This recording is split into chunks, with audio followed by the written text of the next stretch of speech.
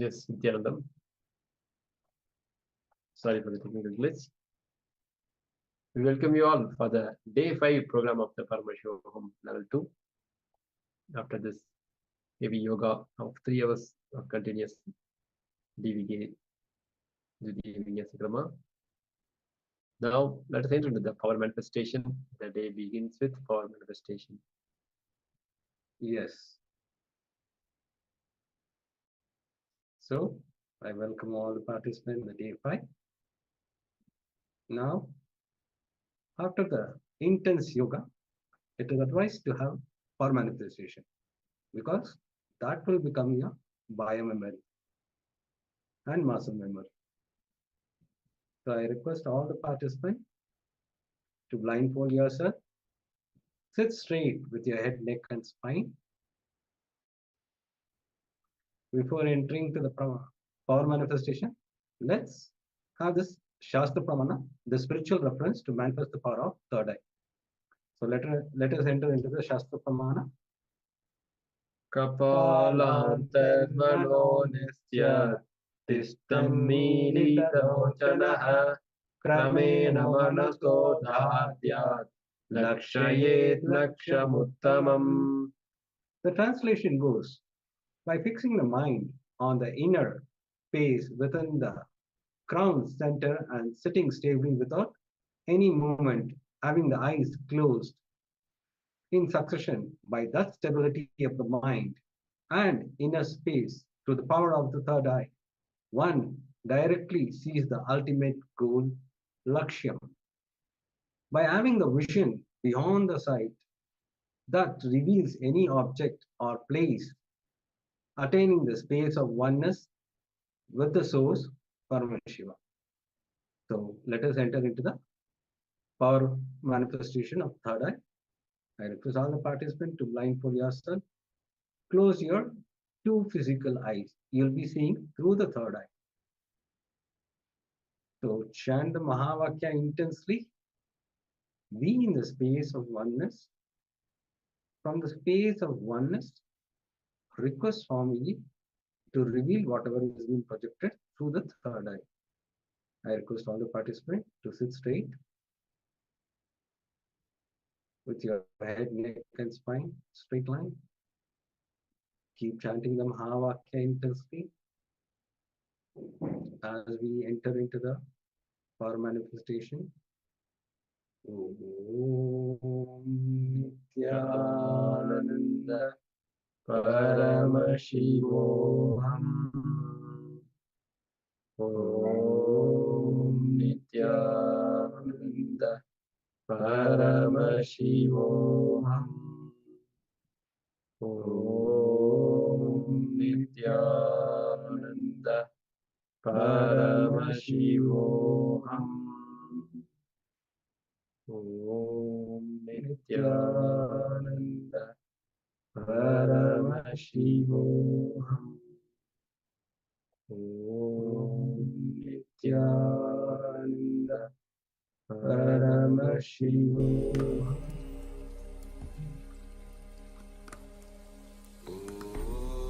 Nithyananda Paramashivoham.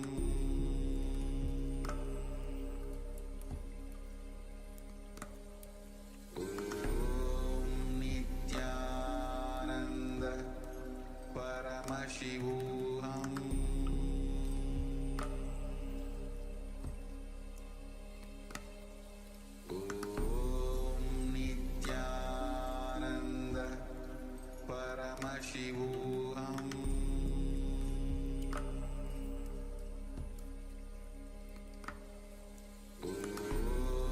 Nithyananda Paramashivoham.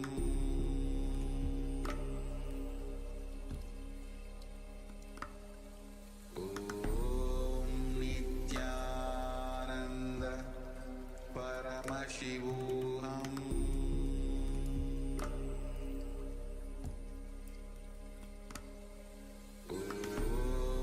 Nithyananda Paramashivoham.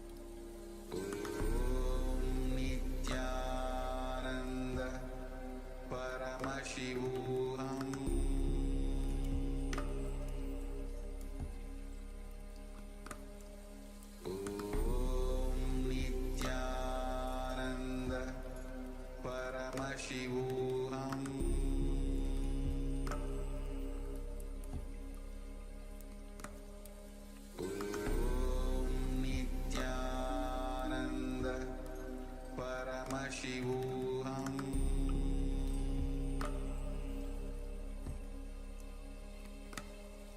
Om Nithya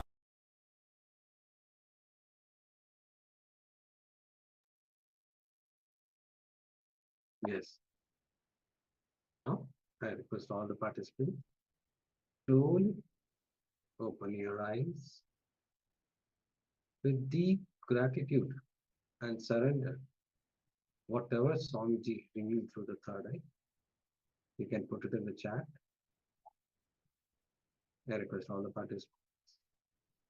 Whatever Swamiji revealed through the third eye, you can put it in the chat so that we can help you in the power manifestation.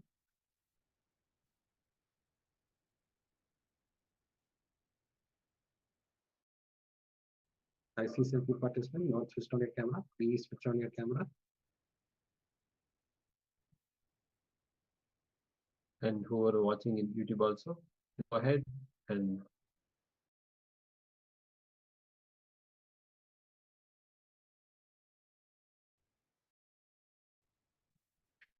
if you're following the program in the YouTube, please go ahead and put your hands off the list.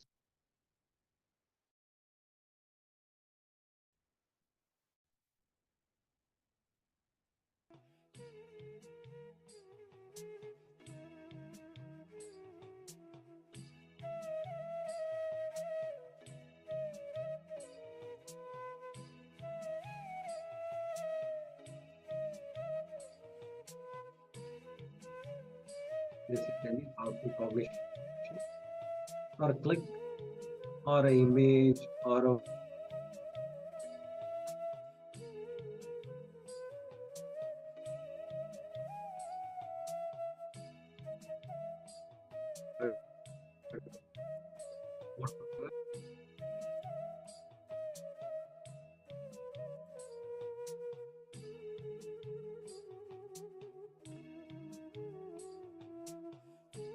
yes, now we are going to project the image.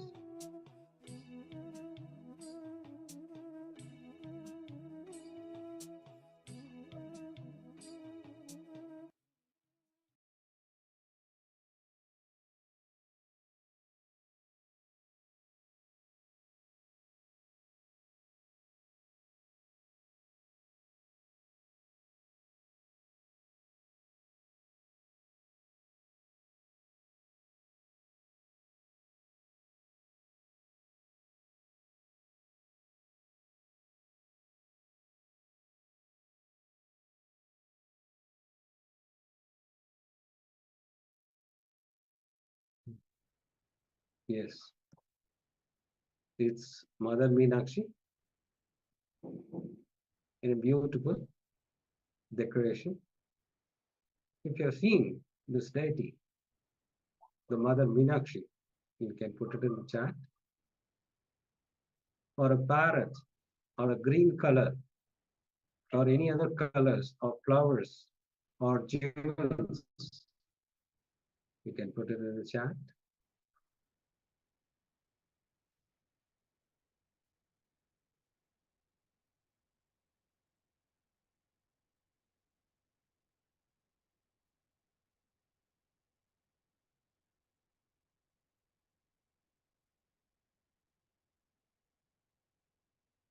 Yes, now let's enter into the next session.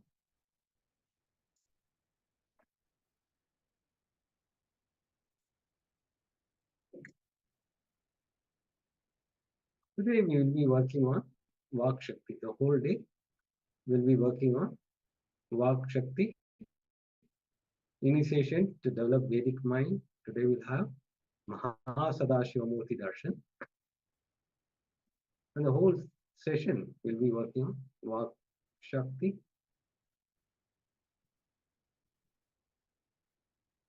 Listening into your own listening.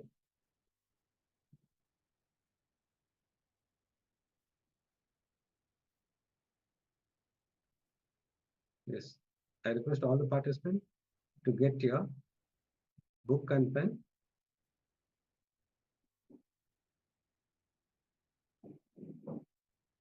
Just grab water, book and pen so that you don't move here and there. I request all the participants to participate sincerely. This will help you in manifesting powers. So first session we'll be looking on speaking into your listening. So how often does this happen to you? In speaking into your listening, if you are unable to train yourself, knowing something is good but not following it, knowing something is wrong and continuously doing it.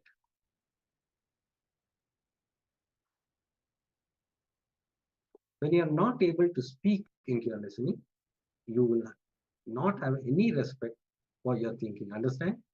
When you are not able to speak into your listening, you have no respect for your thinking.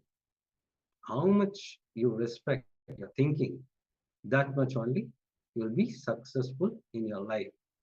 Many times you will see that there will be saying something in your mind and you will go opposite to that.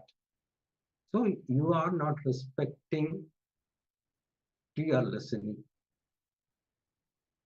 How much you respect your thinking, that much only you'll be successful in your life. For an example, Swamiji, I know this is right, but I'm not able to do why, when, what to do. All this will take because you are not able to speak into your listening. When you speak into your listening, you will know how to speak into the other's listening. That is where it plays a major role. First, you have to start into your listening. Then you will be able to know to speak into other. Speaking into your listening, you will be more and more advaitic, authentic. Speaking into others' listening, you will become more and more expansive.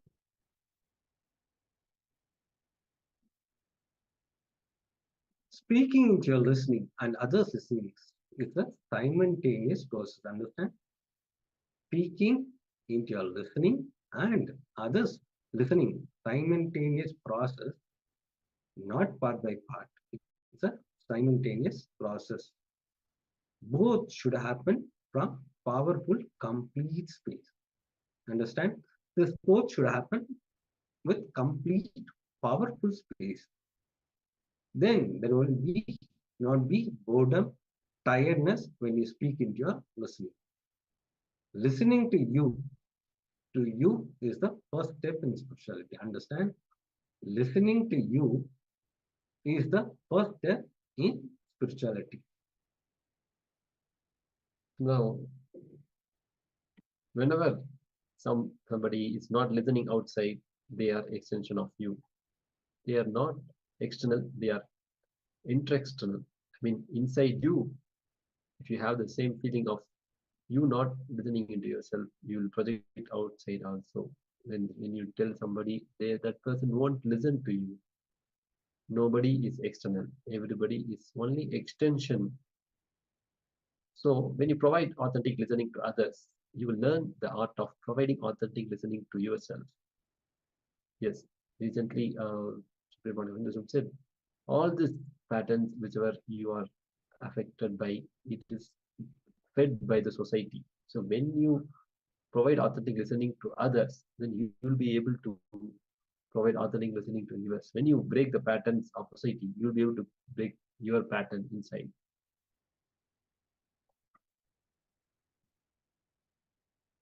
Now, let us contemplate on this speaking into listening. So, how often does this happen to you? Just contemplate on this. How often this happened to you? You are unable to try yourself. Knowing something is good, but not following it, and knowing something is wrong and continuously doing it. Will you some time please spend on how often does this happen to you? Knowing something is good, but not following it. Knowing something is bad, then but continuously doing it.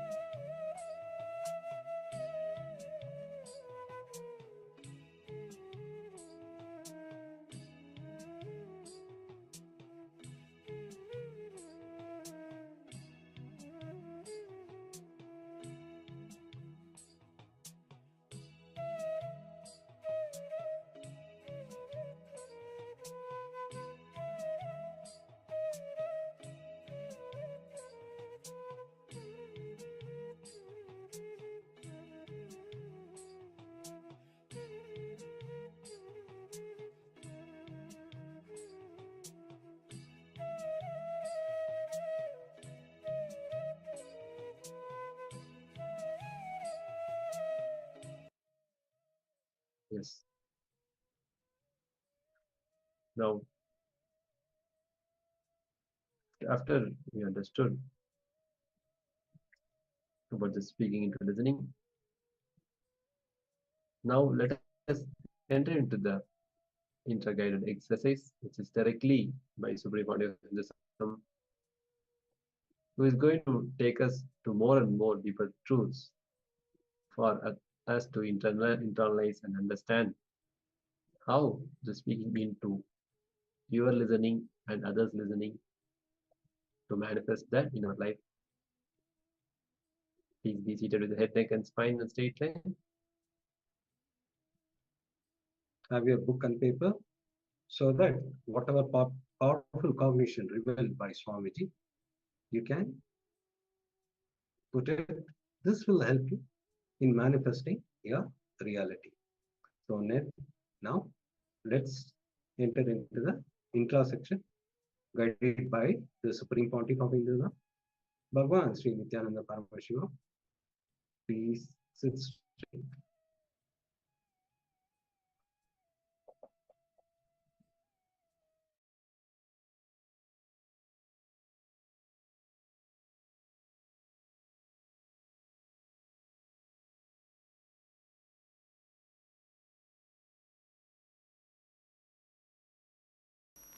Listen, today I am going to teach you a very important method called speaking into your listening. Please listen. Listen to these words. Speaking into your own listening. Many times people tell me, Swamiji, I know this is the right path, but I am not able to do. Why? What to do? Addictions. Unable to train yourself. Knowing something is right and not doing it. Knowing something is wrong and continue to do it. All this is because you are not able to speak into your listening. Means even you are not listening what you are saying. Am I right? Even you are not listening what you are planning. Even you don't have respect for your thinking. Then who will respect your thinking? How much your thinking is respected, that much you will be successful in your life. That's all. Understand?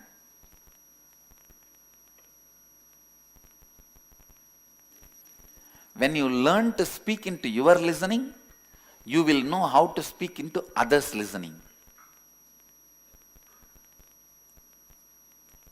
Today I am going to teach you both.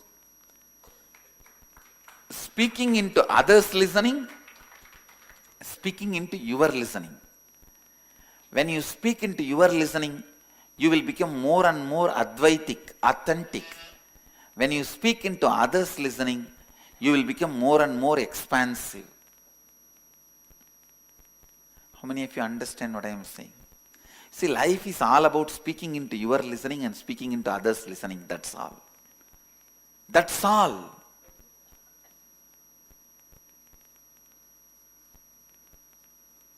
Nothing else.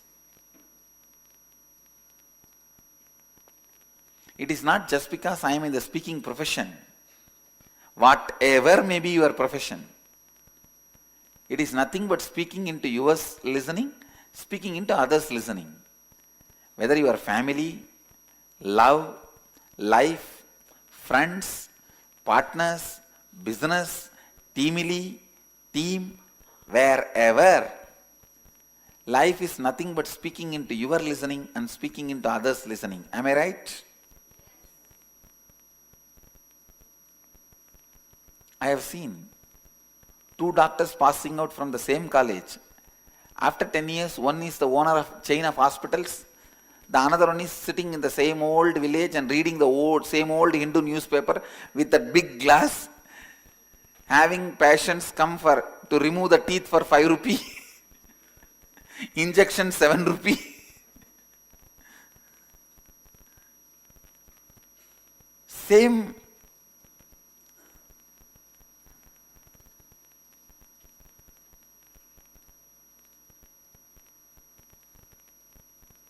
same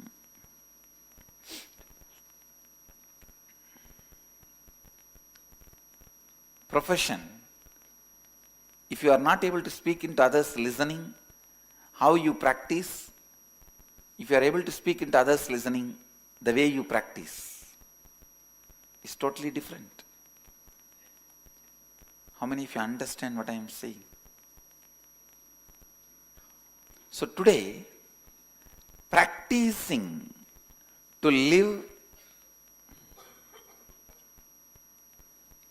practicing our ability to speak into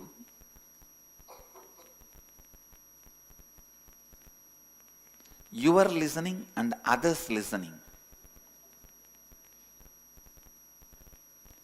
What do you think as the ultimate reality in your life? Can anyone shout out? Just shout out from there.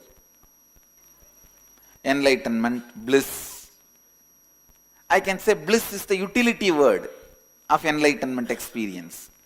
Enlightenment is bliss is like applied science. Enlightenment is original science. Pure science. Speaking into your listening, speaking into others listening. Now you all said, the ultimate reality is enlightenment. Today let us take few minutes. You pen down, listen. First pen down few ways how you are going to convince you, speak into your listening that enlightenment is the ultimate reality and how to make that as a lifestyle. Listen, first listen. Pen down something to speak into your listening. And second part, pen down how you are going to speak into the listening of your whole group and make them understand this is the ultimate reality. A small homework exercise. Then I will lead you to the main process. Just a small process. Understand? Listen. First, pen down few thoughts. It can be 1 page, 2 page. How you are going to speak into your listening. This is the ultimate reality I want to achieve. Second page, how you are going to speak into the group's listening. Make everyone in the group understand that this is the ultimate reality. You should be able to face their questions and get shaken. Why people are afraid of questions, They are afraid before they convince the other person, the questioner may convince them. When you are not sure about your position, you are afraid of questions.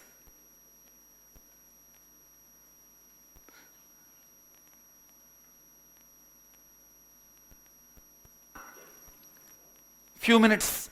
Shall we do this homework? Listen. This will really help you to raise your authenticity and the space of Advaita. It will help you in a big way. So the first question, how you are going to speak into your own listening and make you understand about the ultimate reality is enlightenment. It is required for you. How to achieve it, all that. And how you are going to speak into the listening of the group, teamily. Make them understand it is the ultimate reality for them. So each question at least answer in one full page.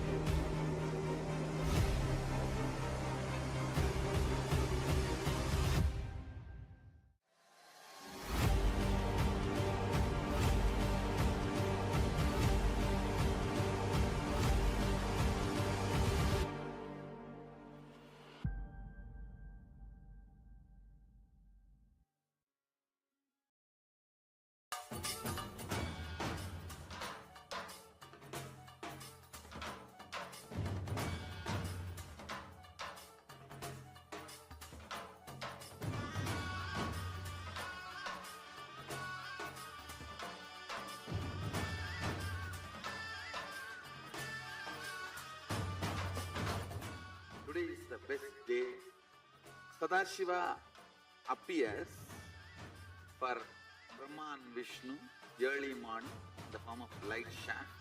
Means the consciousness which is beyond time and space enters into time and space.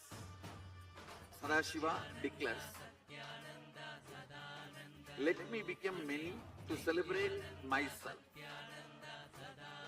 So morning we celebrate he becoming many. You can see every deity, every god, we go on light the lamp. So each, the Sadashiva himself becomes many. So whole campus we went round. It was such high energy. So again the many becomes one. Not only spiritually, even socially, this celebration forms a very important part of my life. Because this is the only celebration I enjoyed from my birth, at least in this body.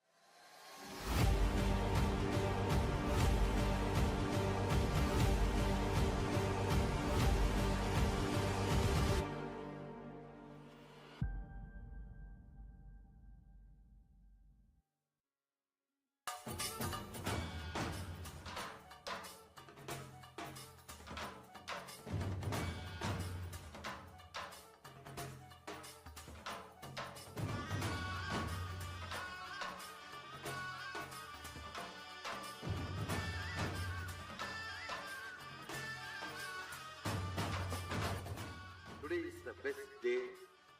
Sadashiva appears for Brahma and Vishnu early morning in the form of light shaft. Means the consciousness which is beyond time and space enters into time and space. Sadashiva declares, let me become many to celebrate myself. So morning we celebrate he becoming many. You can see every deity, every god, we go on light the lamp. So each, the Sadashiva himself becomes many. So whole campus we went round. It was such high energy. So again the many becomes one. Not only spiritually, even socially, this celebration forms a very important part of my life. Because this is the only celebration I enjoyed from my birth, at least in this body.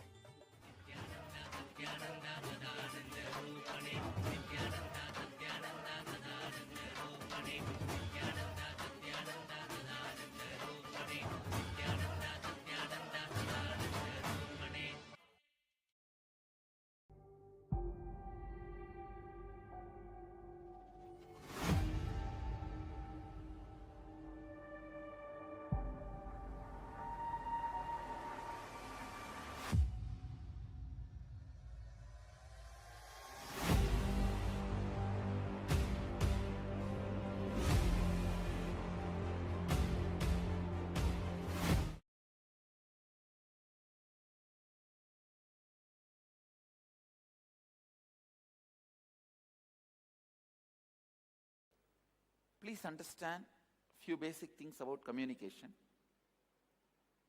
This is one of the thing which you do in your whole life but never get trained.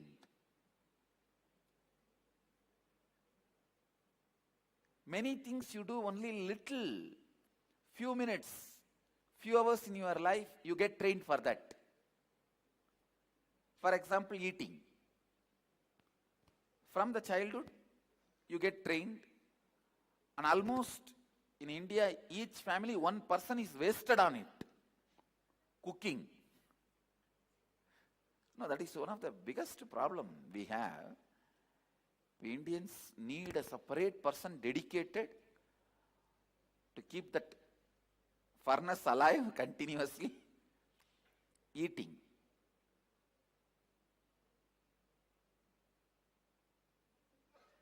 Of course, seeing does not need any training. Listening does not need any training unless the spiritual listening. The simple listening does not need any training. Of course, the touch. You guys have too much training.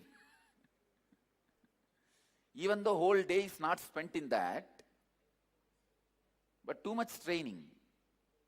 But the speaking, even though your whole life is dependent on it, whether you make your life or break your life, it is all in your tongue. I can say this whole Sangha stands on the 2-inch tongue. Not only for me, for every one of you, whatever may be the profession you are in, whether you are a lawyer or engineer or doctor or a teacher or in a clerk or in a profession where you think you don't need to even open your mouth, you just need to put your head on the computer and work, even then your talking plays a major role about who you are going to become, outside you and inside you. How many of you understand this one idea? I'll give you an example. Any of you think, no, in my lifestyle, my profession, talking is not at all a part?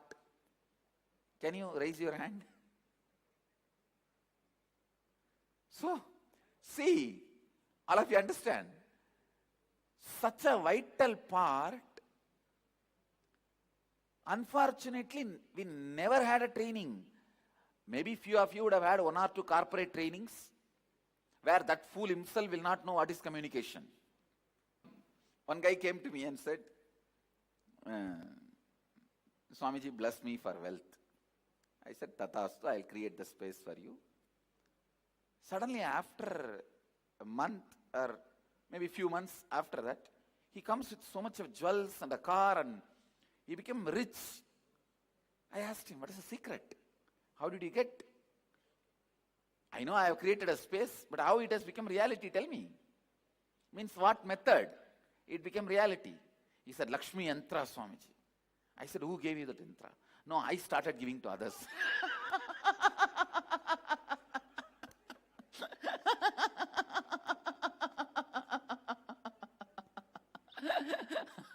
I started giving to others.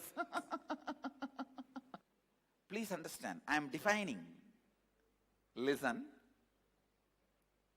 Communication is ability to transmit the same visualization you carry into others' inner space and create the impact as you want.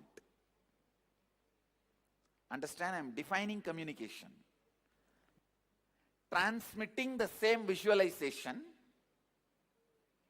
which you hold in your inner space and create the impact you want. If you listen to the satsang or when I describe some stories, you will see literally you don't need to struggle to visualize. Whether the small dog was there in the scene or the pillar was there, I'll put the visualization. You just need to sit there.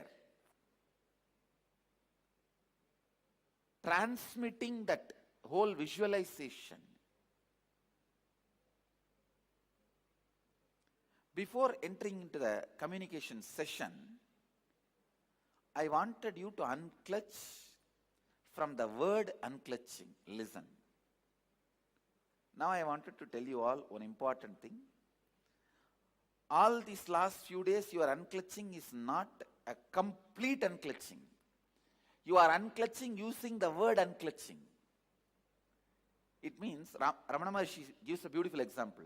When you burn a dead body, you use a stick to beat and push the body into that, unless you get a fire for somebody's cigarette smoking. You are expected to put all parts of the body into that fire and burn.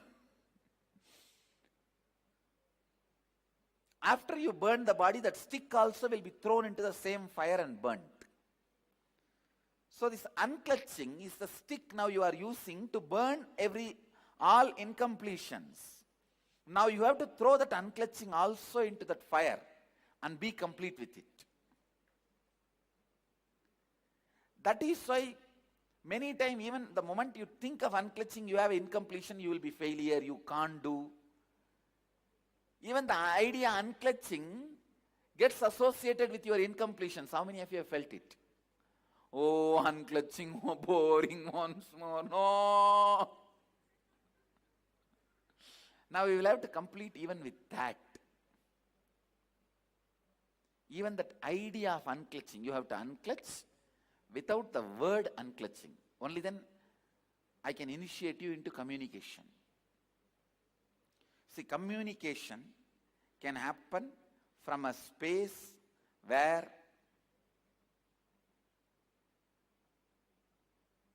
even incompletion about unclutching doesn't exist. When you use a sword and fight, naturally the sword gets dirty by being bloody, by the touch of the blood. Same way, when you use the unclutching sword and complete many of your incompletions, that gets dirty. Even that has to be completed. Listen. Now listen to the instruction. Without even using the word unclutching. See, when you sit, some thought will come. You will say first, unclutch. Then 2 seconds maybe, there won't be any thought. Then again some other thought will come. Then again unclutch. Again some other incompletion will come. Again unclutch. After a few seconds, there will not be any incompletion other than this unclutch idea. Unclutch from that also. Means increasing the gap between one thought and the other thought. All of you understand? Please listen. Are you all listening? Listen. First, the word unclutch, unclutch.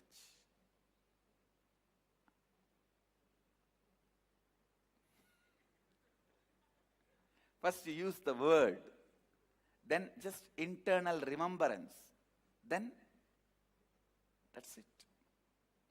Just the mood unclutching. Understand? First you use the word unclutching to unclutch, then slowly, not even the word, just remembrance. Then just the mood unclutching.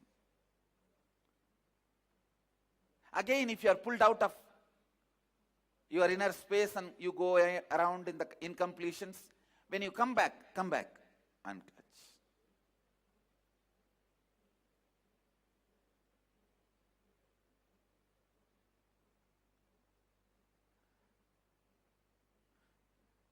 How many of you understand what I am saying? Unclutching using the word, then idea of unclutching, then just mood.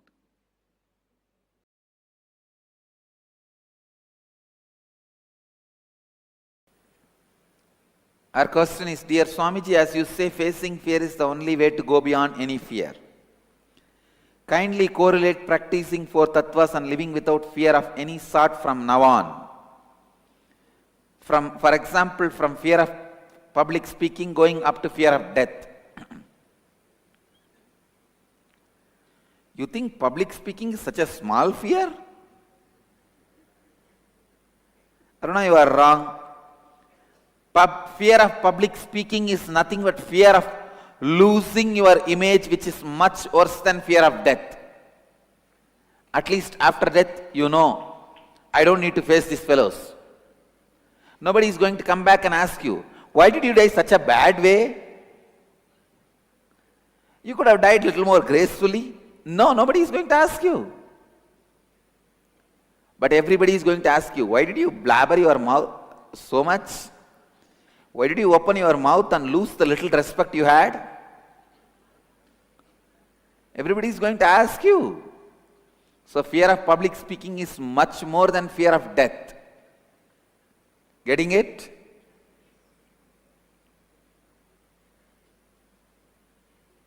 The statistics are right when they say fear of public speaking is the largest fear than fear of death. Fear of death comes only as second. The survey reports. Understand, listen. When you face certain fear, I'll give you one example.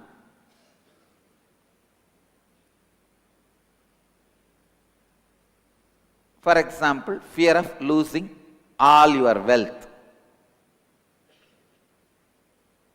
When you face that fear, you don't need to start believing you will lose one day, but you will face it. Listen. Usually what you do, in the name of facing the fear, you say, all right, now I lost it, what can be done? Let me face. Then what happens? One part of you confirms you are going to lose all the wealth, and then it will say, no, how can you live? How can you live? What is this? Why are you thinking all this? Listen. How many of you understand what I am saying? So now you are caught between whether to accept you are going to lose the wealth one day, or just to hide and suppress. No, I am not going to lose. I am not going to lose. I am not going to lose. If you say you are not going to lose, your heart is not going to believe. If you say, yes, I am going to lose, now what to do? Again, see, you are powerless now, what to do? What is the way to save yourself? Your mind somehow keeps you in the rut. Listen. You don't need to believe you are going to lose the wealth. And you don't need to have the fear. What will you do if you lose the wealth? Understand? I am giving you one more example. Let me expand. First, when you have the fear of losing the wealth, go to the root when this fear started and complete with that root. Neither deny the fear nor say yes to the fear. Understand? When you have the fear, if I lose all my wealth, what will happen? Don't deny, no, I am never going to lose my wealth. No, don't tell that within you. And don't say, yes, I am going to lose the wealth, what can I do? Don't say that. Neither say yes nor say no to that fear. Go to the root of the fear and complete with it. How many of you are getting it? So how many of you are struggling saying yes or no to that fear? Whether you say yes or no, you are caught.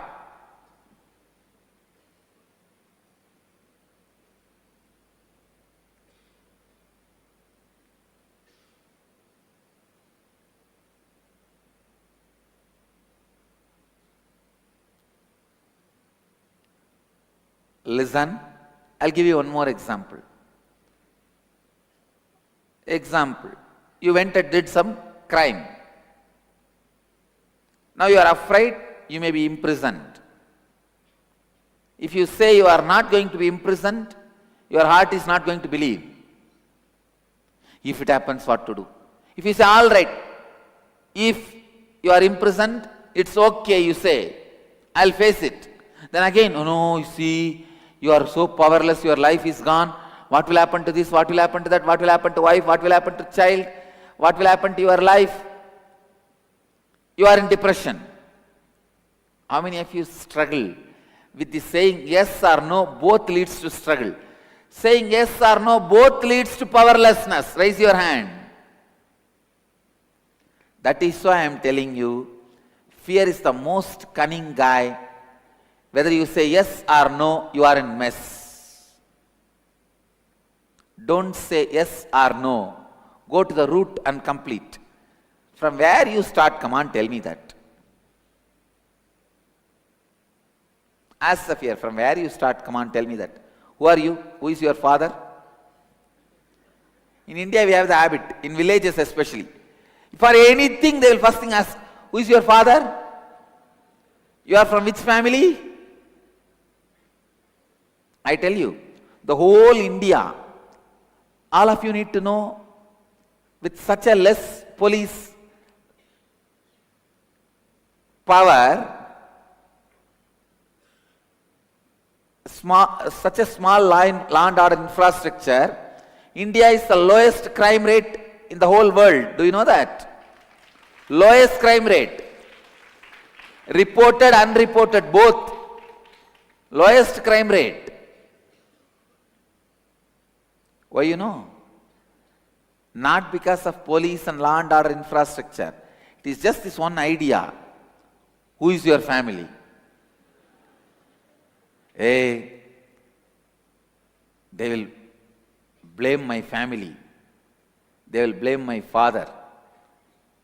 From which family you are? This is the first question they will ask.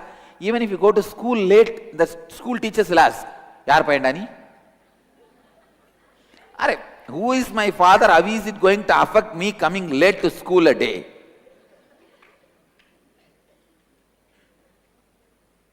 For everything, family will be held as responsible. So just that one pattern only keeps the whole India crime free, or lowest crime. Understand, whenever you need to face the fear, when I say face the fear, I don't mean accept the fear. No. Find the root of the fear and face it. Complete with it.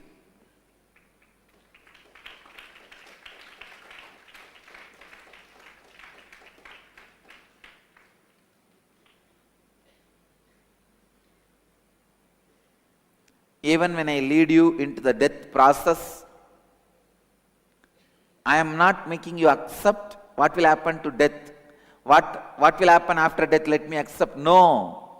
I am only guiding you into the root of death fear and completing it. Now study the whole death meditation. What answer do you get? Do you get any answer for what will happen after death? No. I am not interested in giving you the answer for what will happen after death. I am only interested in from where this fear started, leading you there and completing it. So, the fear of public speaking. Don't say you will be failure in the public speaking and you will lose your face. Don't say you will never be failure, you will be successful. Just go to the root when that fear of public speaking started. When that started. This one thing I can never understand in my life is, what do they mean by fear of public speaking?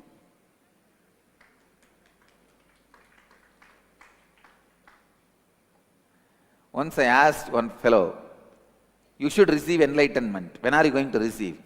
He said, tell me, Swamiji, which shop it is available, I will go and receive. Like he can't understand What is enlightenment? Same way, I can't understand the meaning of the word fear of public speaking.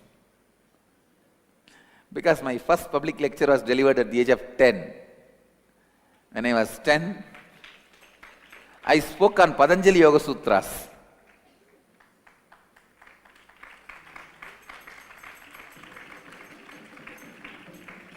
And now 35, last 25 years, I am continuing to be in the public, and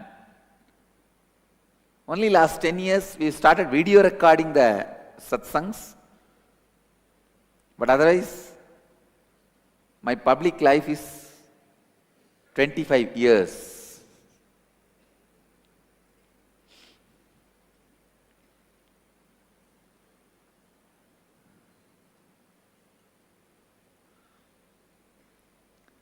Fear of public speaking is nothing but fear of talking to yourself. First, bring integrity with what the word you utter to you. Then you will understand the fear of public speaking will disappear. It will disappear.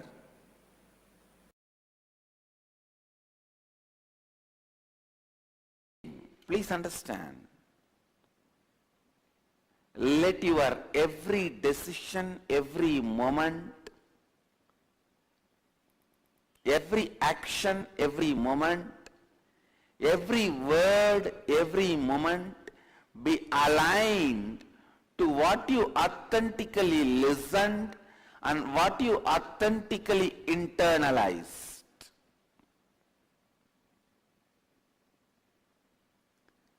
Removing the gap between your internalized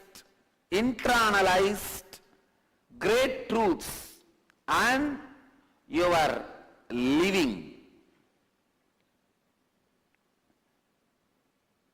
Please understand.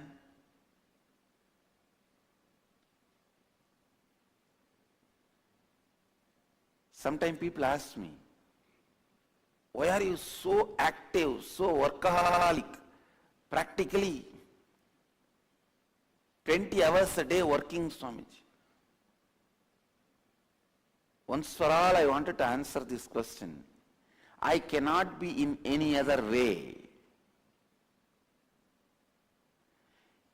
If you authentically listened, if you have done shravana, listening authentically, manana, internalizing authentically, you will be radiating authentically. Nothing can be done about it.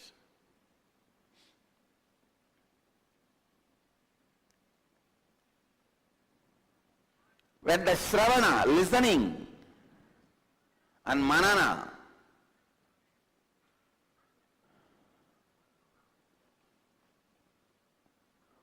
internalizing, happens authentically,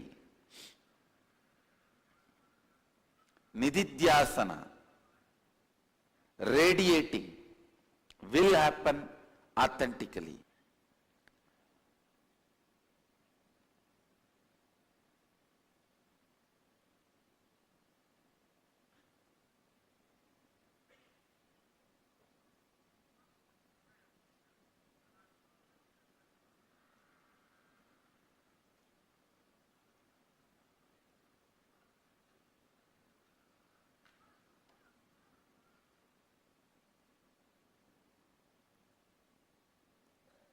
Internalizing and radiating.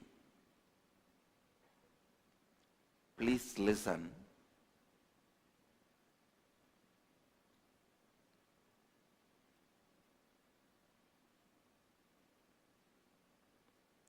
Your life needs to be constantly powerful. You should be living to do what you want.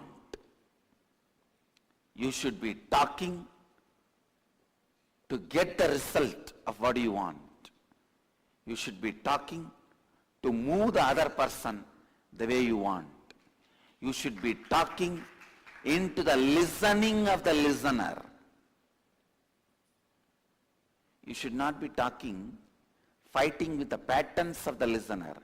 You should be talking into the listening of the listener. When will that happen?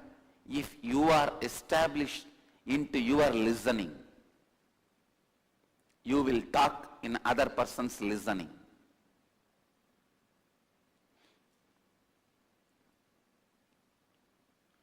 If I have to simply translate the word radiating in a very colloquial way, Nithyananda, radiating means minding your business. Not wasting your life. Laziness, boredom, diversion does not have a place in your life when you are radiating. Radiating means radiating.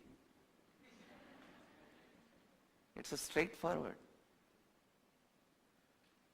Radiating means radiating.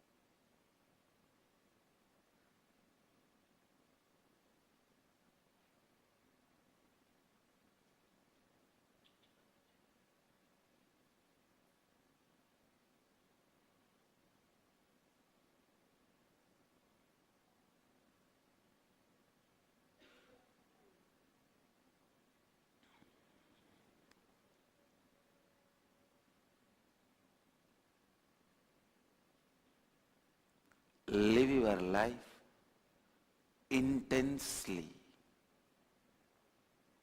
Live your life authentically. Live your life with strength. Live your life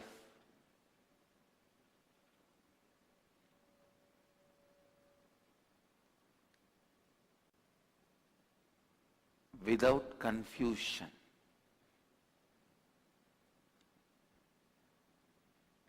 First thing you need to learn to radiate. For Nithyananda, the first thing is learn to think and speak with the same cognition you arrived by internalizing. Please understand.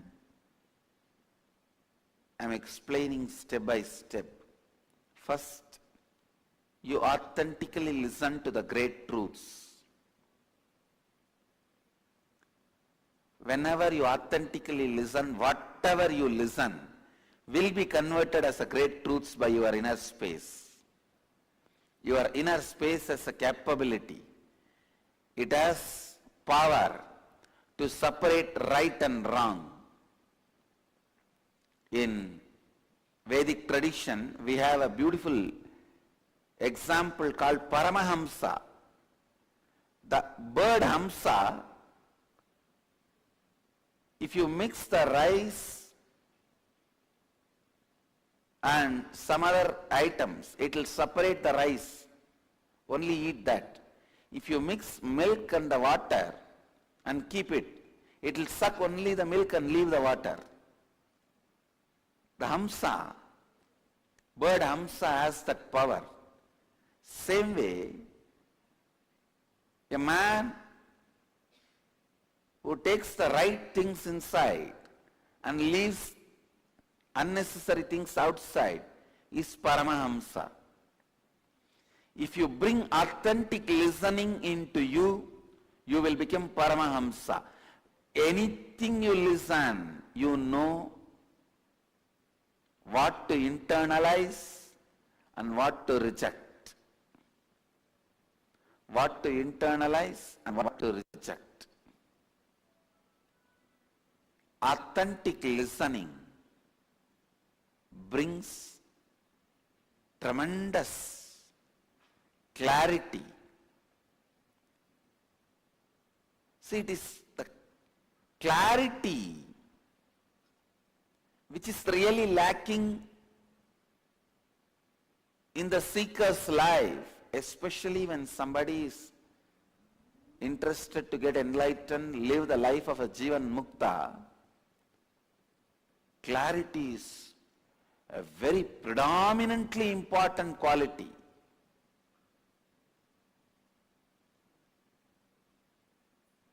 Very predominantly important quality. Please listen. Clarity.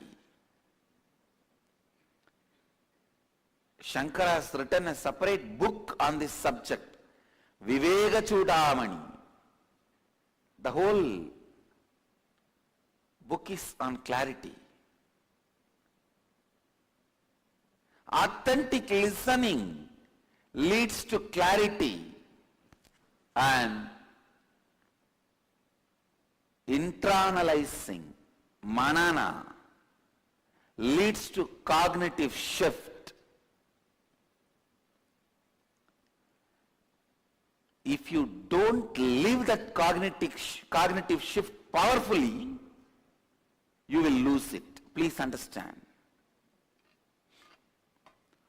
Powerfully living the cognitive shift is what I call radiating. I tell you, how to find out whether you are radiating or not.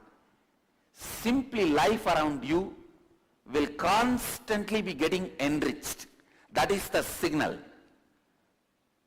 If the constant enriching is happening, then you are radiating. Around me, whether you are 6 or 60, 8 or 80, you can't go without getting enriched.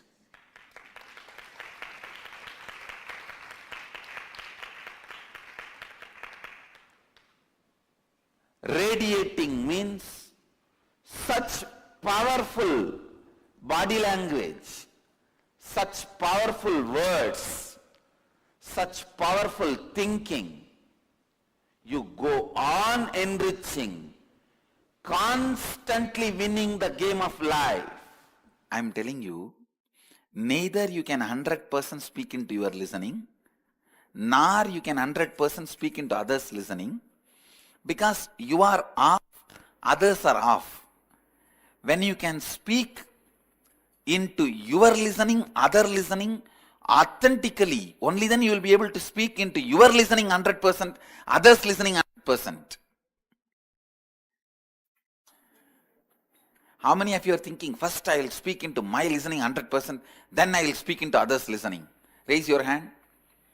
It is foolish. How many of you are thinking, I will speak into others listening, I don't care about speaking into my listening? Raise your hand. Again, this is foolishness. Understand? It is, you go on doing both becomes complete, perfect. Because you are not 100% stored in you. You think all your treasure is in your hand. Already some fellows have put the hole in your backyard and pulled out the treasury. You are only sitting safeguarding the front door. Because the front door is not opened, front door of the treasury is locked and you have the key, you are thinking your treasury is safe. Already some fellow has gone through the back door and drilled and pulled many things. You are sitting with the empty. You understand? Your 100% is not with you. Same way, your 100% is not with others. Still, at least the empty locker you are having. and your key you are having. So, it has to be a simultaneous process, speaking into your listening and speaking into others' listening. Both should be from powerful, complete space. Listen, listen. Listen here. Say, how many of you listen? You feel, first let me completely speak into my listening, only then I will speak into others' listening. Raise your hand. Whenever you try to speak into others' listening, you will always carry the incompletion. I myself not complete. How can I speak into others' listening? Am I right? So that makes you powerless. All these people, I don't care about whether I am speaking into my listening. Let me speak into others' listening. Again, you are feeling powerless. How many of you are getting it? Actually, many times you speak into others' listening even though you are not convinced. You are not able to speak into your listening. Many times. When you try to make your husband disciplined, wife disciplined, look in. Are you convinced about that? No. So that time, again, because you feel you are not convinced but you are speaking into others' listening, you will be powerless. Both, if it is done as a part by part, it is powerlessness. Both done as a lifestyle out of powerfulness reaches completion. That is what I am saying. If you start doing, both is similar. Both have a strong connection. Listen. Please, all of you, look here. Can you all look here? Look here for a few minutes. I am giving you the tips for speaking into others' listening. Usually when you start speaking to others, you are always planning to impress on others who you are, instead of what you need to make them do. See, there are two components in speaking. Moving them to do what you want and trying to impress them about you. Impressing them about you should be only for moving them to do what you want.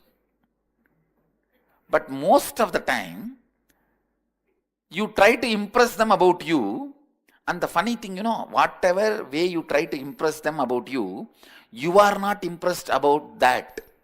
Still you have doubt about it. That is why you project your SDHD on them and make it as ADHD. Understand? Attention deficiency happens in the other person. ADHD happens only when you have SDHD. When your statements are from SDHD, means self-doubt. You are not completely convinced. You try to project that on the others, using the same concept and try to impress them. Other person will not be giving you attention. He will not be giving you listening. You will not be speaking into his listening. You think he has ADHD. No, you have SDHD. ADHD happens in other person if you have SDHD when you speak. How many of you understand what I am saying? That's all. So don't ever blame others' ADHD. It is your SDHD. Understand? Actually, layer by layer, I am making the cognition happen in you. The cognitive shift. When you know how to speak into the speaking of the listener, listen, you also know how to speak into the listening of your listening. If you say, I understand many of this truth, but I am not able to live, means you are not able to speak into the listening of your listening. Ability to speak into the listening of the listener and ability to speak into your listening is one and the same. Speak into your listening. Be active in enriching others. Burn all your self-doubts, self-denial patterns. Each one of you become acharyas. Please understand, I am talking to each one of you. Don't think, oh, that is for this person, not for me. Swamiji knows I can't be acharya. No. I know every one of you can be acharya. That is what I know. I don't know. You can't be acharya. You may know. But I don't know. I know only one thing. All of you can be acharyas. Every one of you. Not just talking in a foolish way. In a very skilled, very conscious, clear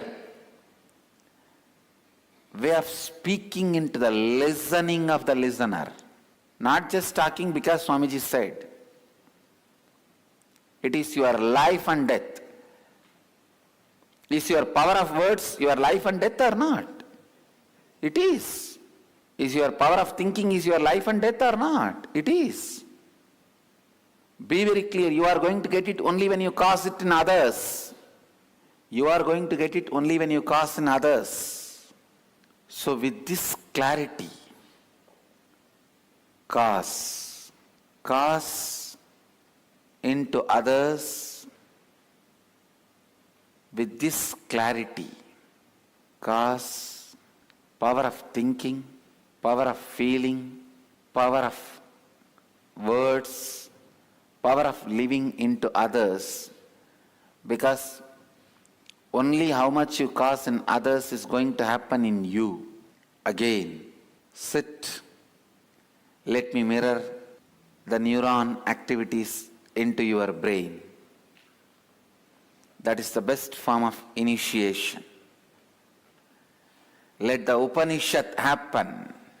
Please sit straight. Close your eyes. Declare to yourself and others, I will cause all these 4 powers to happen in everyone in the world. I'll be a cause for it. I'll cause it. I'll speak into the listening of the listener. Let all these 4 powers be caused in you and in others.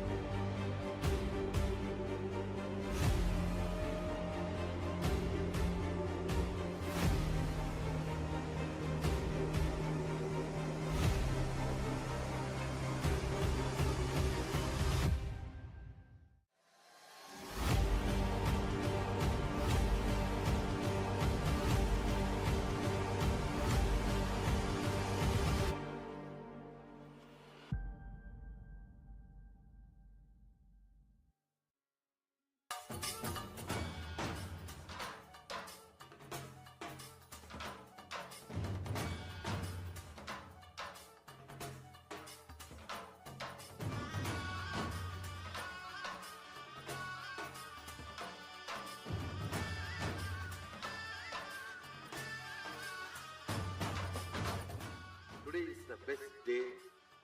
Sadashiva appears for Brahma and Vishnu early morning in the form of light shaft. Means the consciousness which is beyond time and space enters into time and space. Sadashiva declares, let me become many to celebrate myself. So morning we celebrate he becoming many. You can see every deity, every god, we go on light the lamp. So each the Sadashiva himself becomes many. So whole campus we went round. It was such high energy. So again the many becomes one. Not only spiritually, even socially, this celebration forms a very important part of my life, because this is the only celebration I enjoyed from my birth, at least in this body.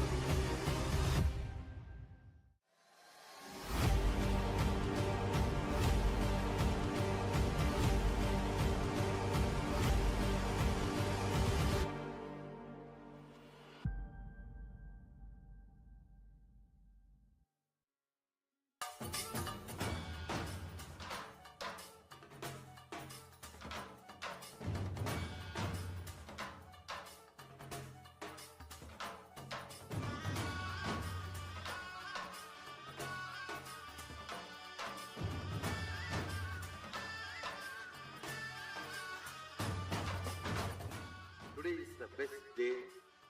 Sadashiva appears for Brahma and Vishnu early morning in the form of light shaft. Means the consciousness which is beyond time and space enters into time and space. Sadashiva declares, let me become many to celebrate myself. So morning we celebrate he becoming many. You can see every deity, every god, we go and light the lamp. So each, the Sadashiva himself becomes many. So whole campus we went round. It was such high energy. So again the many becomes one. Not only spiritually, even socially, this celebration forms a very important part of my life, because this is the only celebration I enjoyed from my birth, at least in this body.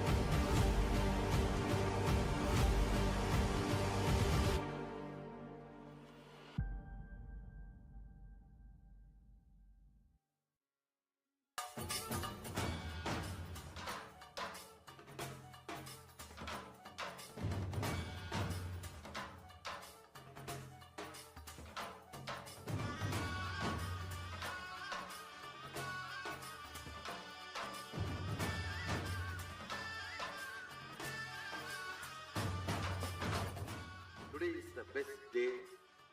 Sadashiva appears for Brahma and Vishnu early morning in the form of light shaft. Means the consciousness which is beyond time and space enters into time and space. Sadashiva declares, let me become many to celebrate myself. So morning we celebrate he becoming many. You can see every deity, every god, we go and light the lamp. So each, the Sadashiva himself becomes many. So whole campus we went round. It was such high energy. So again the many becomes one. Not only spiritually, even socially, this celebration forms a very important part of my life, because this is the only celebration I enjoyed from my birth, at least in this body.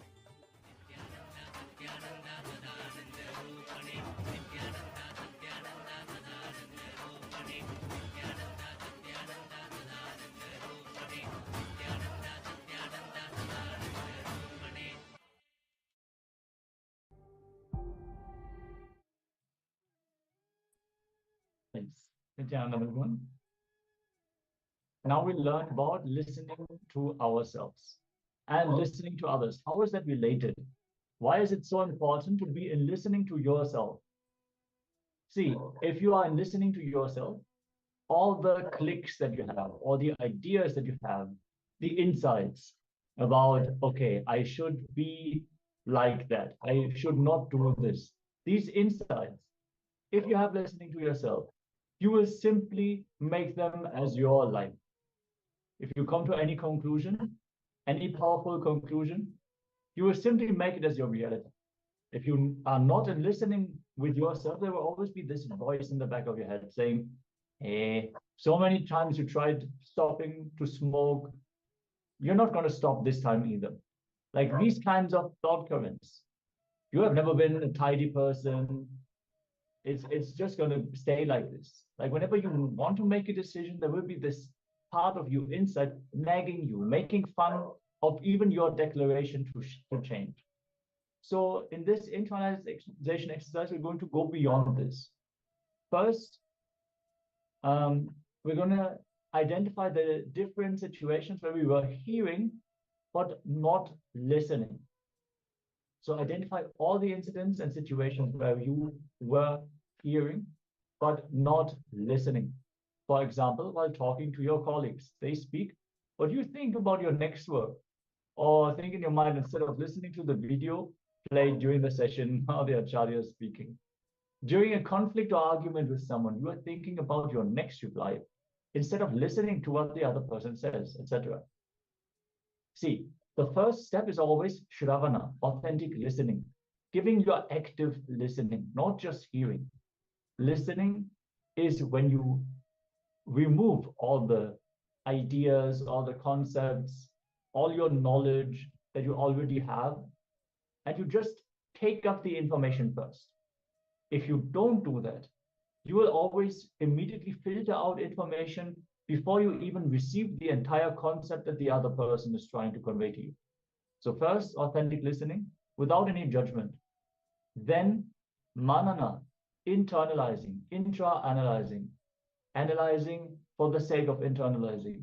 So whatever you receive from that other person, churn it in your inner space and see what you can resonate with, what you can apply, what you can verify. So if you don't listen fully, you're going to miss what the other person is trying to say, trying to tell you. And then in the internalization, it doesn't mean that you have to accept everything that the other person is saying, but first you should hear what they want to tell, right? First you should grasp what is it that they want to convey. Then you can go and analyze it, see how much truth is in there. But if you don't listen from the get-go, you won't be able to even cognize what they are actually trying to convey to you. So look into all the incidents and situations where you are hearing, but not listening. Let us take a few moments and get ready for the first step of this exercise.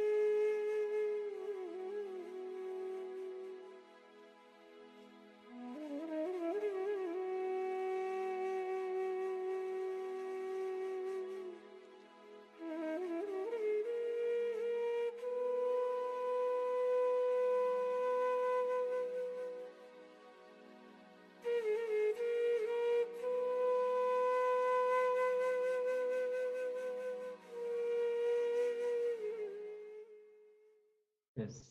Let us now move on to the next step. Yes. Now,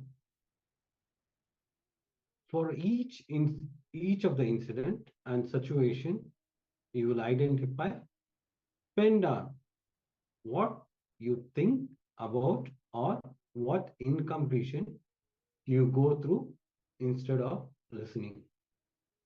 For an example, thinking about your next task. What do you plan to do afterwards? Feeling restlessness or irritated. Planning your next reply to win over the argument and prove yourself right. So this is the mistake we always do. When somebody is speaking, we are not listening rather than preparing an answer to win over this argument. So here you'll find all the incident and situation and pen down what you think about or what incompletion you go through instead of listening. Most of the time, we don't listen. We are there, but mind is somewhere else. We act as though we are listening. But in the back of our mind, we are always ready to win over the argument or feeling that restlessness or irritated by the person. So you are going to identify all the incident, whether it might be with your father, it might be your brother, with your colleagues, or with your boss. Always, most of the time, with the boss. So you will write down each incident and situation. You identify, pen down what you think about or what incompletion you go through instead of listening. Yes, let's enter into this exercise. Please pen down.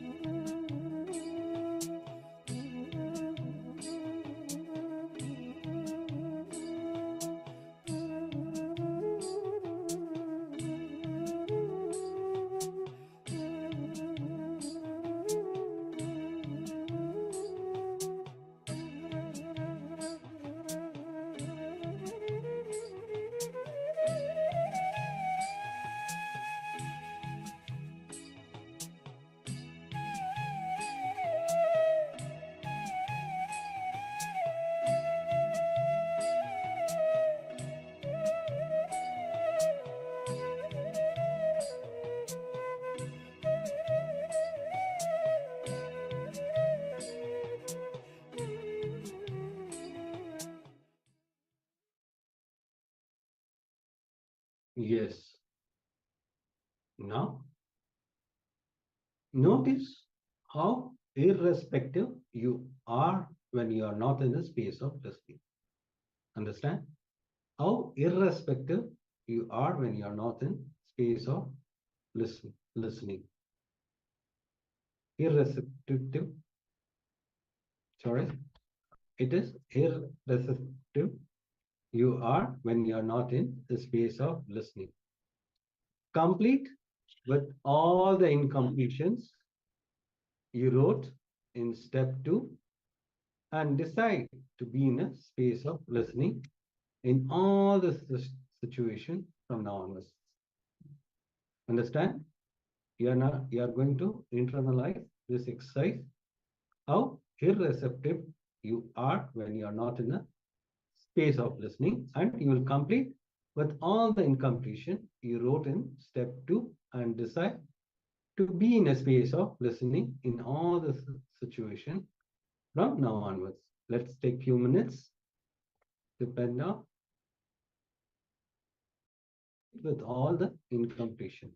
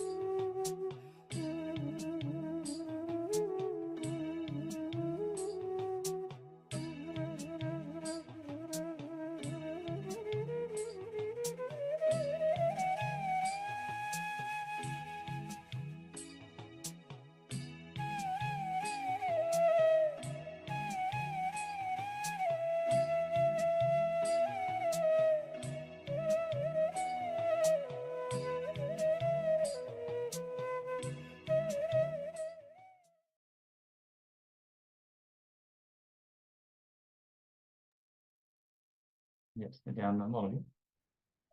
With this, let us now get ready as we are moving forward to the next round of today's power manifestation.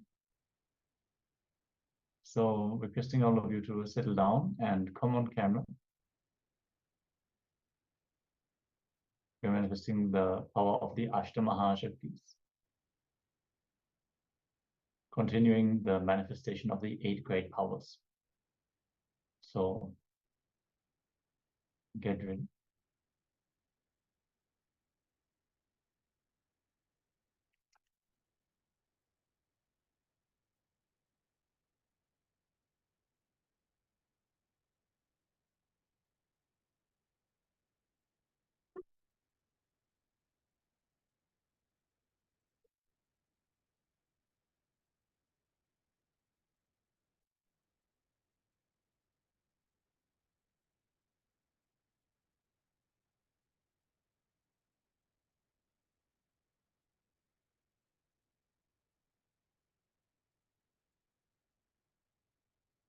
Yes, in the first round, we're going to manifest the power of Mahima, where we are going to increase the size of an object.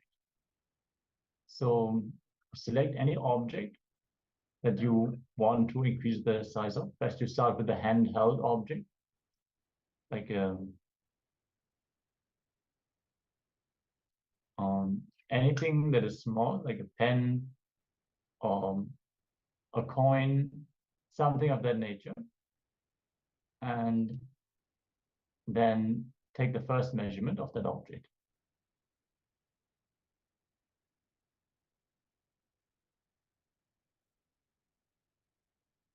Once you've taken the measurement of the object,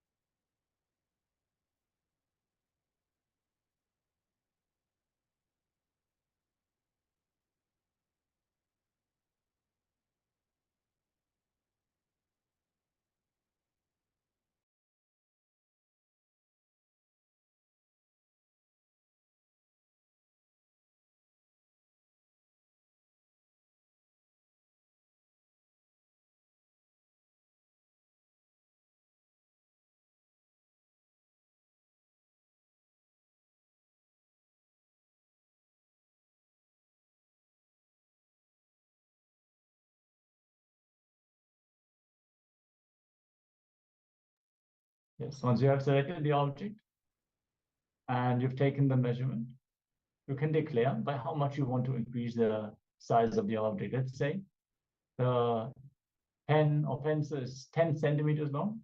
You want to increase it by 1 more centimeter. So after you've taken the measurement, make the declaration, and let's connect to Swamiji and get ready to actually manifest this power. Yes. No. Sit straight with your head, neck, and spine. Visualize Paramashiva has come down as Bhagwan Sri Nithyananda Paramashiva from Kailasa. Remember Swamiji through the third eye. Sit with the powerful cognition and meditate intensely on Nithyananda Paramashiva. And anything else you think as your identity, just drop it. Just drop all the identities and remember Swamiji and chant the Mahavakya intensely. Om Nithyananda Paramashivoham. Om Nithyananda Paramashivoham. Om Nithyananda Paramashivoham. Be in that space of unclutching, from the space of oneness. Keep chanting the Mahavakya intensely.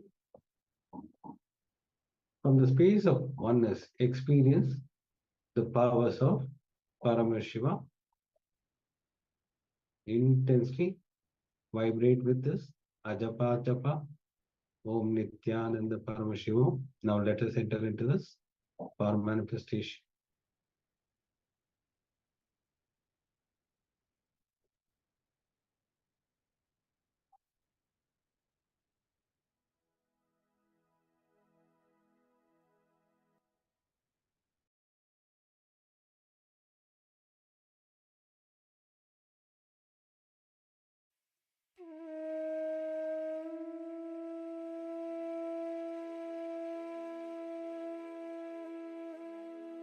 Keep chanting the Mahavakya intensely.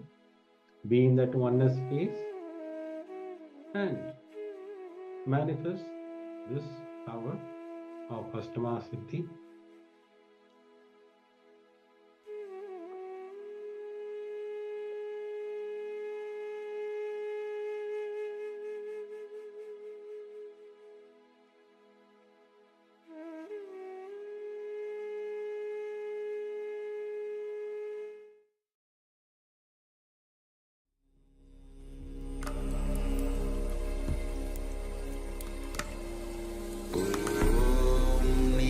Nithyananda Paramashivoham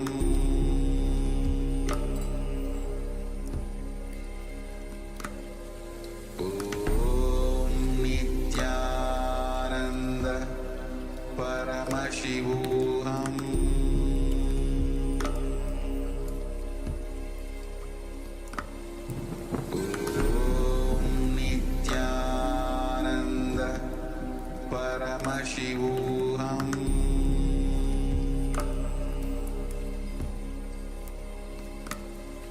Om Nithyananda Paramashivoham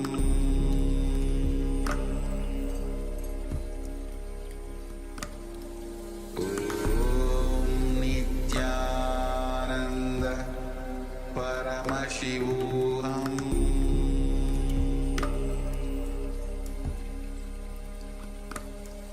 Om Nithyananda Paramashivoham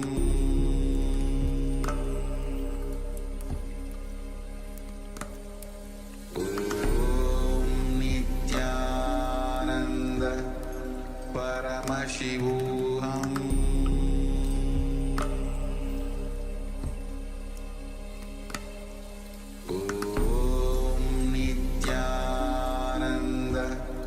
Paramashivoham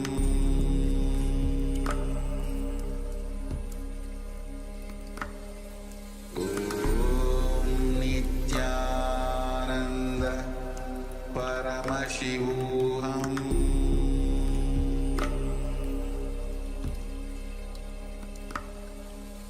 Om Nithyananda Paramashivoham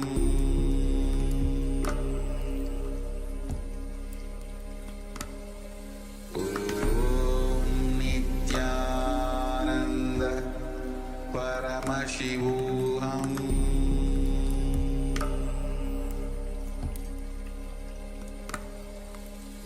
Om Nithyananda Paramashivoham Om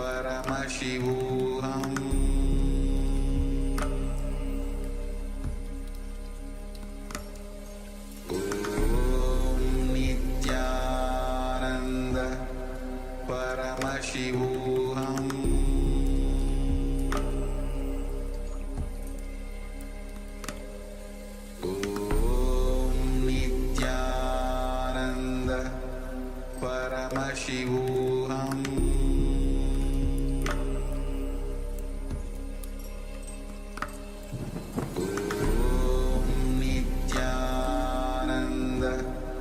Paramashivoham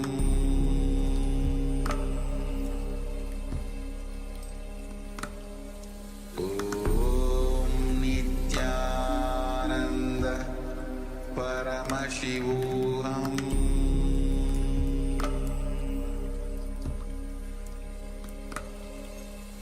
Om Nithyananda Paramashivoham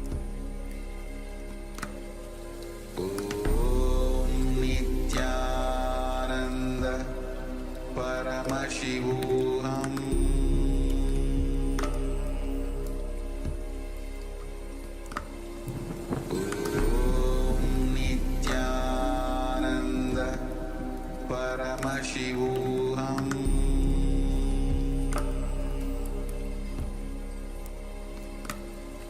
Om Nithyananda Paramashivoham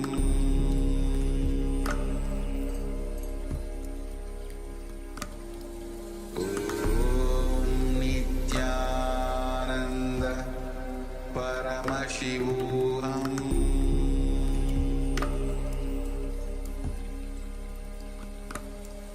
Om Nithyananda Paramashivoham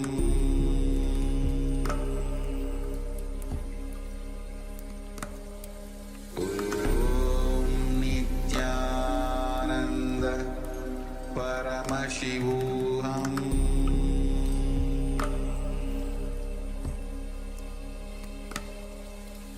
Om Nithyananda Paramashivoham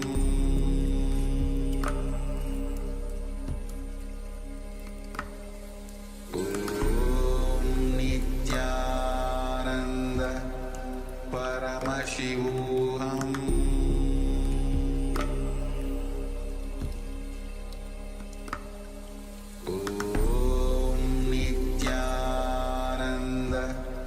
Paramashivoham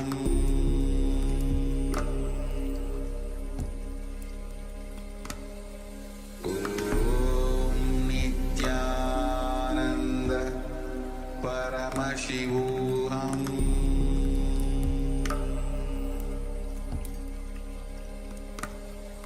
Om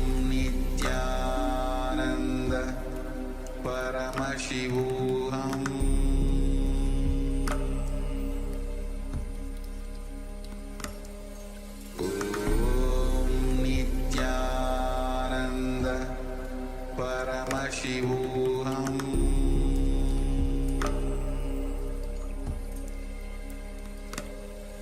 Om Nithyananda Paramashivoham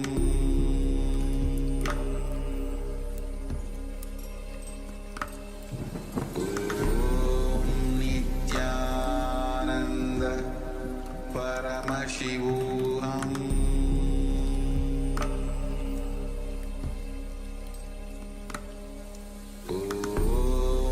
Nithyananda Paramashivoham Paramashivoham Om Nithyananda Paramashivoham Om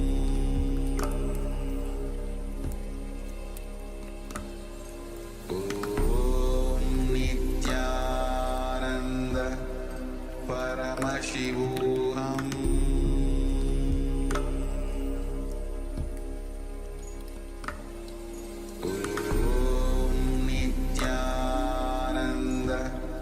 Paramashivoham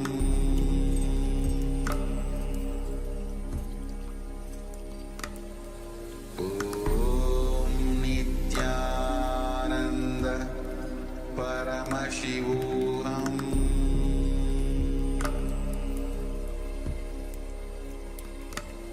Om Nithyananda Paramashivoham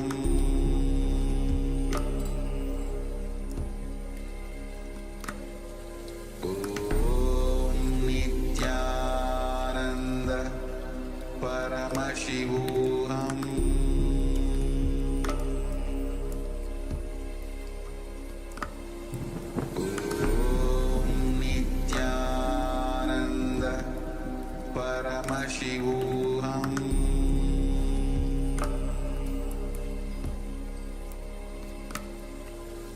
Om Nithyananda Paramashivoham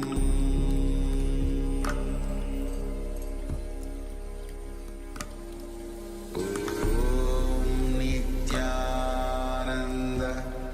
Paramashivoham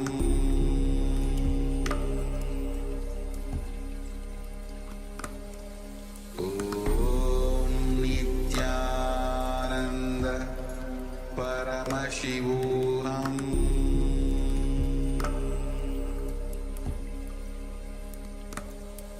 Om Nithyananda Paramashivoham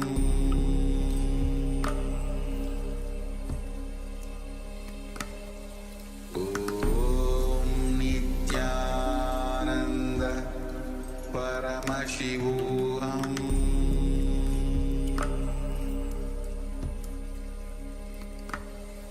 Om Nithyananda Paramashivoham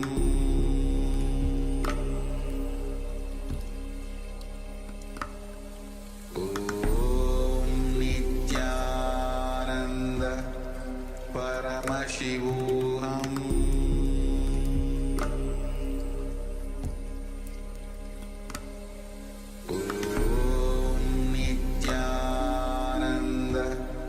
Paramashivoham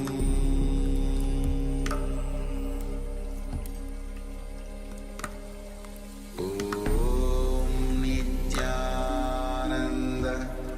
Paramashivoham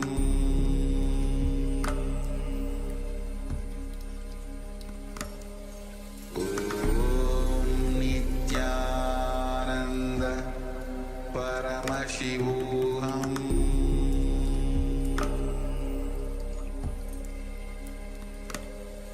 Om Nithyananda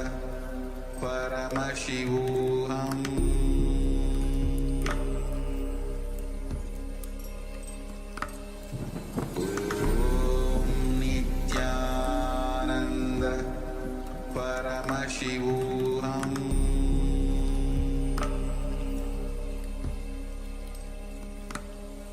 Om Nithyananda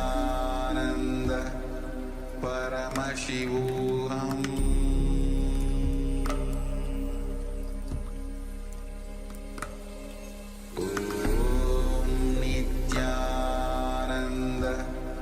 Paramashivoham Om Nithyananda Paramashivoham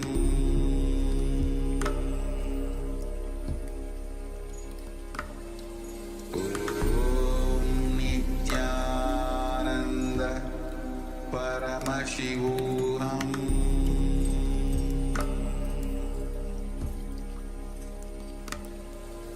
Om Nithyananda Paramashivoham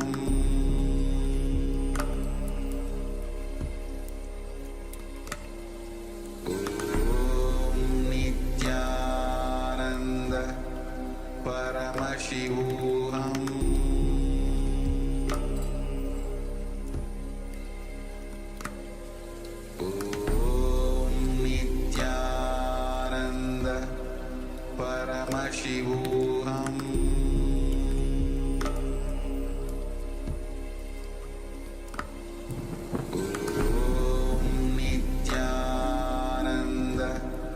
Paramashivoham Om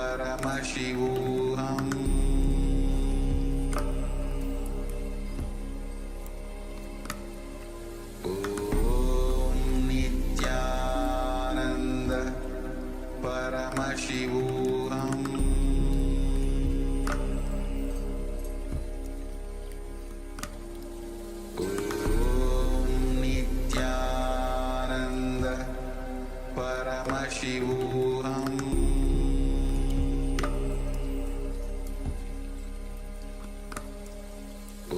Om Nithyananda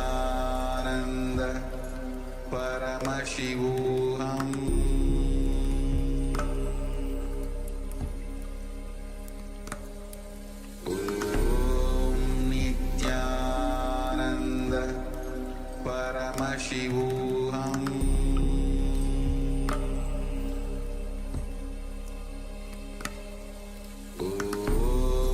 Nithyananda Paramashivoham Om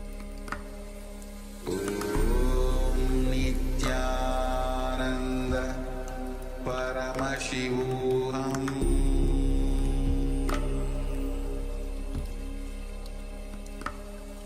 Om Nithyananda Paramashivoham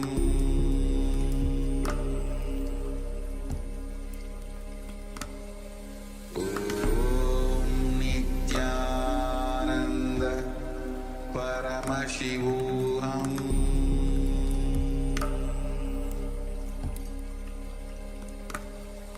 Om Nithyananda Paramashivoham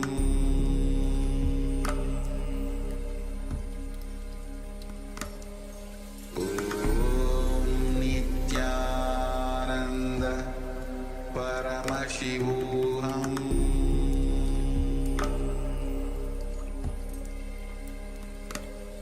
Om Nithyananda Paramashivoham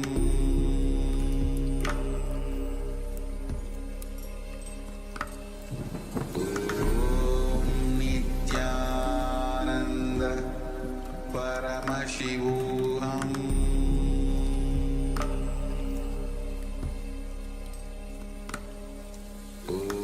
Om Nithyananda Paramashivoham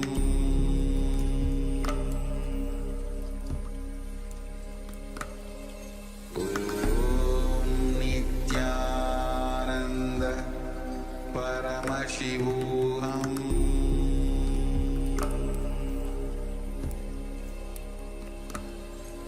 Om Nithyananda Paramashivoham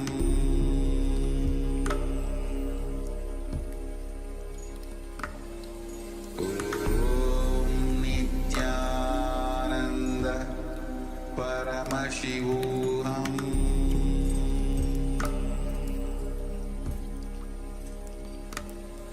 Om Nithyananda Paramashivoham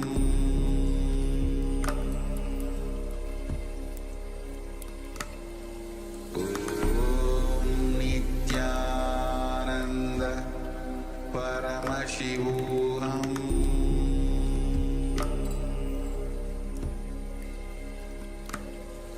Om Nithyananda Paramashivoham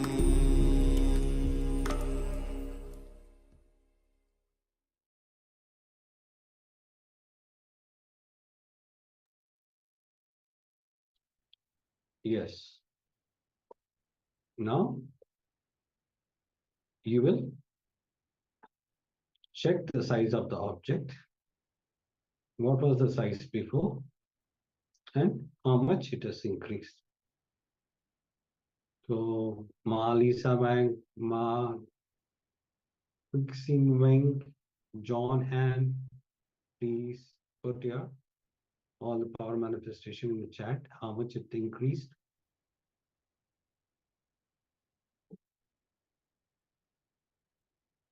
I request all the participants to sincerely participate so that you can manifest these powers. If somebody is swimming, if you see them, you'll be able to swim. The mirror neurons happen. Same way, if some of the participant is manifesting a power, same thing, the mirror neuron will happen to you. That is why we suggest all the participants to participate sincerely in the power manifestation so that you will mirroring the neuron. If anybody is able to manifest, you have the possibility to manifest those powers. So I request all the participants sincerely put whatever the power manifestation. If you have increased the size of an object or decreased, please put it in the chat.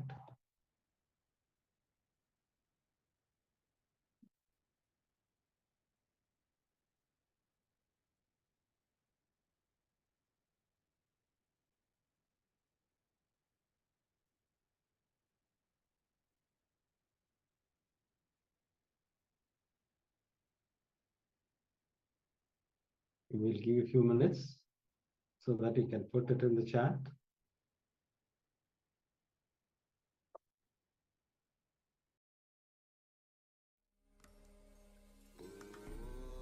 Nithyananda Paramashivoham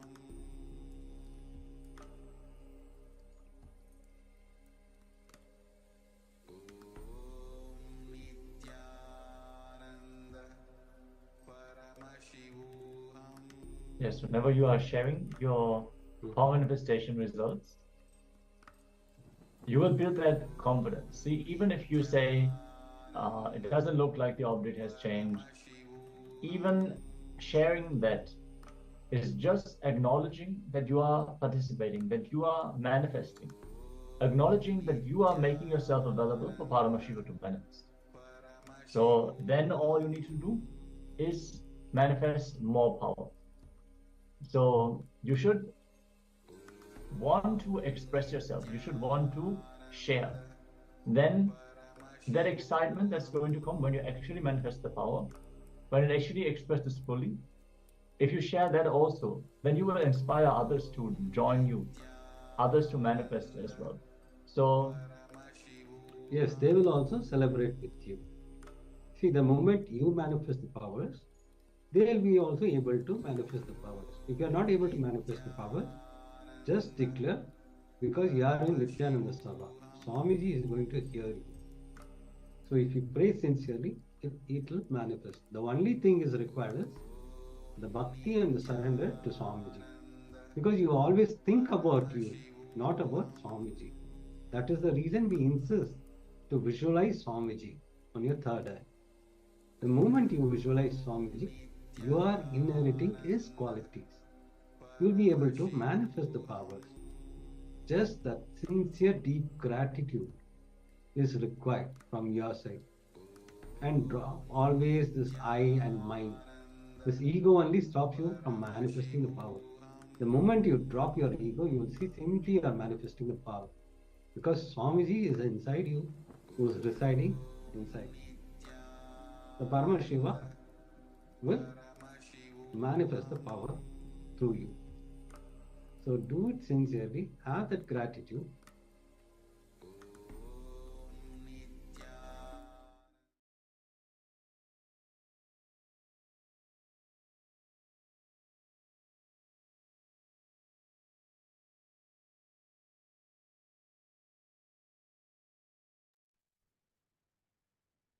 Let's enter into the next powerful session.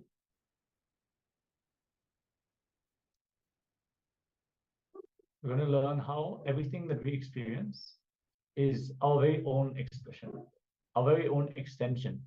Everything that we are experiencing in our life emerges directly from ourselves. So what we see on the outside is not something that is happening to us.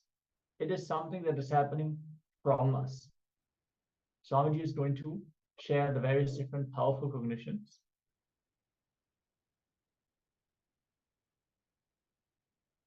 So let us learn how to play with all this, all the expressions, all the experiences we have. Let us learn how to alter, manipulate, play with them from Swamiji directly. So be in a space of listening and restful of all as we enter. Yes, have your book and pen along with you. So whatever powerful cognition you receive from this powerful session will always help you to manifest the powers. This is a very beautiful subject. The ultimate truths are revealed in the session. Please imbibe it. You will see that you will be literally expressing those powers. You need to imbibe this powerful cognition. So I request all the participants to sit straight with complete awareness and with complete listening. Not just hearing, it should be complete listening. Now let's enter into this powerful session from Swamiji.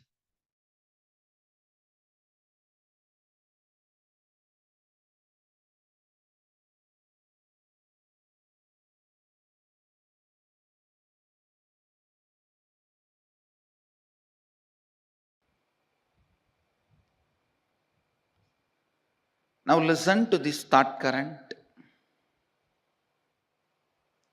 Everything your life is made of is your very expression.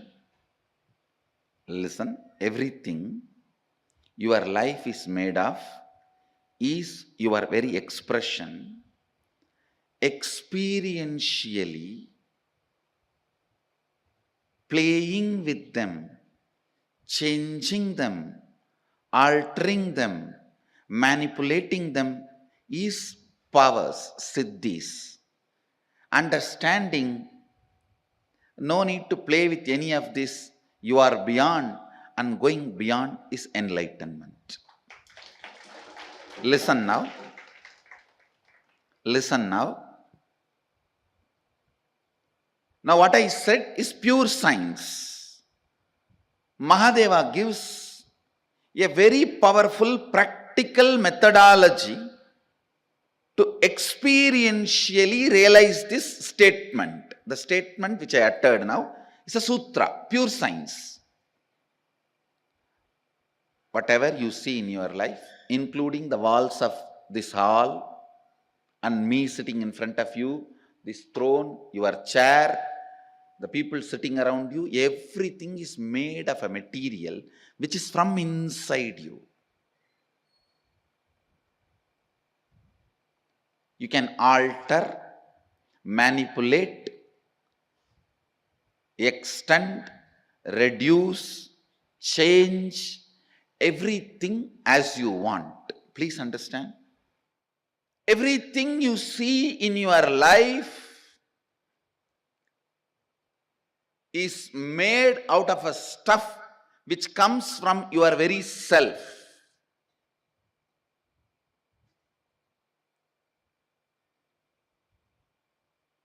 The wax, the material in which your waking state is made and your dream state is made,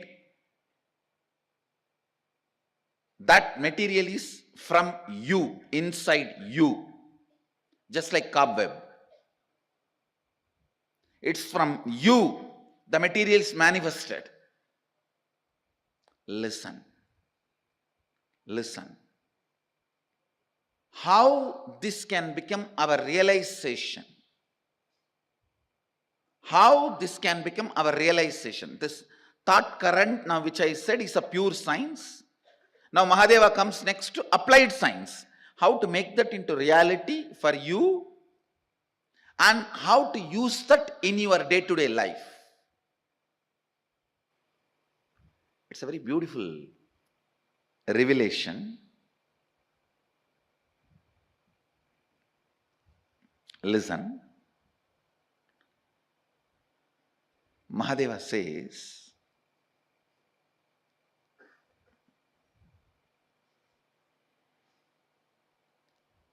early morning, the period of Brahma Muhurta, where the so-called reality, waking state has not become 100% real for you, and the dream state has not yet become 100% dream state for you, where you are just moving in between. Brahma Muhurta, morning 4:30 to 6, where your inner space, some moments is in waking state, some moments in the dream state. Make use of that time to infuse some ideas into your system. Listen. For example, you are feeling life around you and inside you is very poor. You are not having enough resources. You want wealth. Try to play early morning, that 4:30 to 6, infusing yourself with the idea, let me manifest wealth.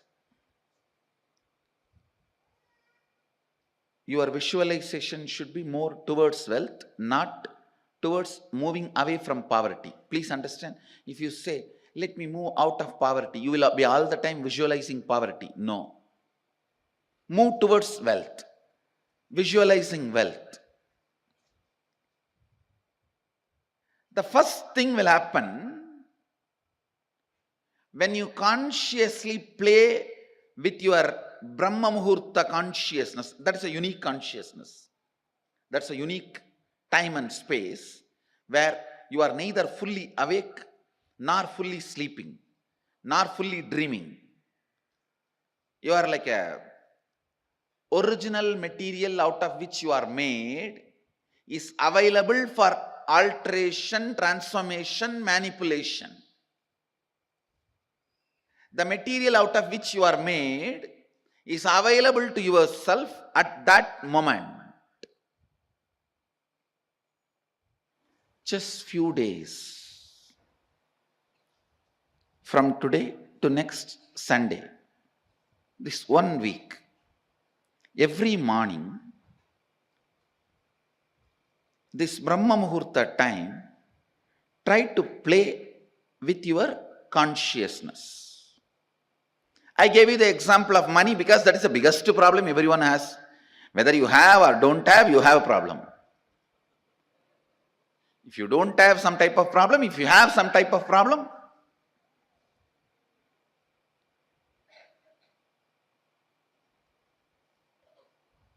you can work on even your health. You can work on your relationships. You can work on your fulfillment, feeling alone, empty, lonely, on anything you can work. Try to visualize what you want to manifest. It will not take more than 3 or 4 days for you to realize actually you are setting the trend and thought current. You are setting the trend and thought current of what you want to express in that Brahma Muhurta time. Sleeping during that time means wasting your life. Do not entertain. Please listen. Do not entertain the thought currents which are not directly conducive for your life at those moments. Because whatever you entertain during that time will become part of you. Now play with this thought current, this Kundalini thought current. The first realization you will have is your whole life is not solid as you think. It is just liquid or semi-solid. It is liquid or semi-solid. You can manipulate it. You can manifest it. You can play around with it. Understand? Now, unfortunately, you guys have already frozen. See, after 6, you get frozen. Now, anything I tell, it takes time for it, that thought current to reach your being. But at that moment of Brahma Muhurta, anything you try to infuse into you, very easily it goes, just like a needle moves into the banana. It can just enter into your system.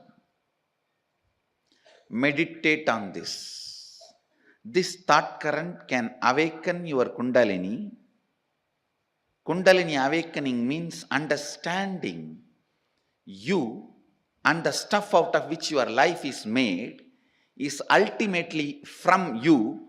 Because of that, you can transform, manifest, manipulate, play around, do anything you want with the stuff out of which your life is made.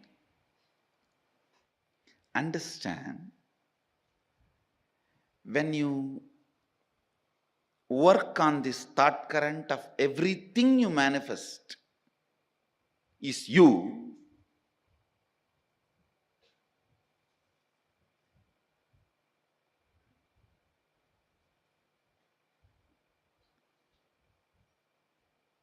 just work on it this week. In 2-3 days itself, you will understand the reality, the truth of this statement. I am not saying believe this statement, what I am uttering. No. It is too much, you can't even believe. You need to work with it. You need to work with this thought current. Next 1 week, every morning, 4:30, you have to get up in that boring, frustrated mood where you curse everyone around you and inside you for waking you up at 4:30. You curse the alarm, you curse the bed, you curse the pillow, you curse the fan, you curse the AC, you curse everyone around you, outside you, inside you, you curse your bathroom, you curse the bucket, you curse the wash basin, you curse the broomstick.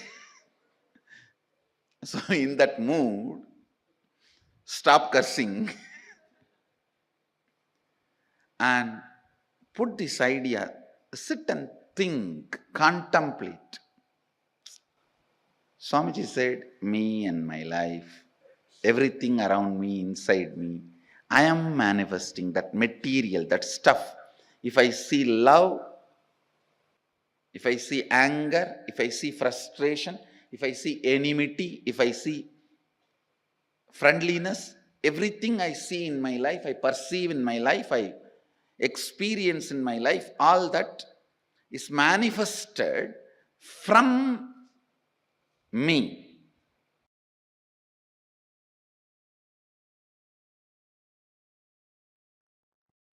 So I will enter into the second and third verse of Jnana Paddhati.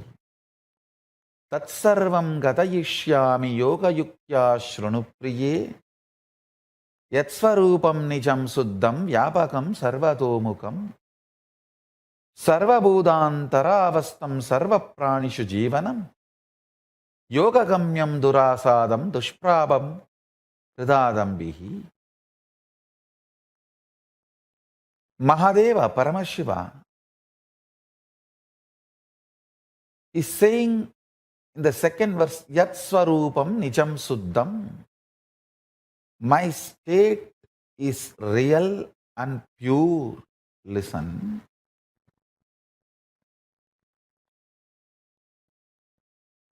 Yesterday I was revealing an important secret, the sacred secret. You need to decide to behave with yourself as Paramashiva. You need to be convinced. Blessed are those who are able to convince themselves that they are ultimate. Means they are able to cross the last delusion of self-doubt, self-denial, self-hatred. I tell you, bhakti should be the expression of the gratitude and powerfulness of everything you have been given, not from the attitude that you are separate from the source. Understand? I overflow with gratitude and bhakti to my Guru, not because I am separate from him, but because he made me realize he is me. Understand? The right understanding. Listen very carefully. The identity you carry in the waking state, identity you carry in the deep sleep state, identity you carry in the dream state, identity you carry in Turiya state, and identity you experience in Turiyatita state, in all the 25 states of consciousness, each identity is independent. The moment you realize the undercurrent of all these 25 identities, your pure consciousness, which is the source of you and which is Paramashivam, all the 25 heads, 25 identities gets integrated. That is why Paramashiva is always described with the 25 heads. Means who has realized his 25 identity is in oneness with his source consciousness, pure Paramashiva, ultimate. As long as your identities play separate games, without getting integrated to the source, you continue to remain in suffering.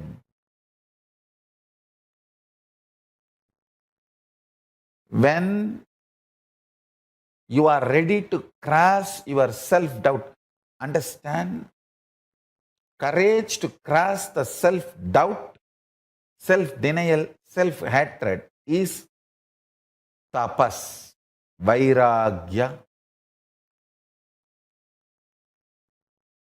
Ferociousness you need to cross your self-hatred, self-denial, self-doubt is called tapas. It can be psychological ferociousness, it can be physical ferociousness, it can be ferociousness to detoxify your system, ferociousness to break from patterns, ferociousness to break from addictions, ferociousness to manifest the higher understandings, ferociousness to live the higher understandings. It can be anything. Understand? The ferociousness to cross the self-doubt, self-hatred, self-denial, to reach you are one with Paramashiva is tapas. Blessed are those who decide they are one with Paramashiva, who cognize they are one with Paramashiva, because other than him, nothing else can exist. If something else can exist other than him, then he cannot exist. He is the only Purusha. There cannot be anything other than oneness. That is why it is oneness. So if you feel you exist, you are only Paramashiva. You exist only as Paramashiva. Any other identity you assume is assumption. Understand? Nothing else can exist. And nothing else exists. Demand everything to be Paramashiva. I tell you, that is what is manifesting the state of Paramashiva.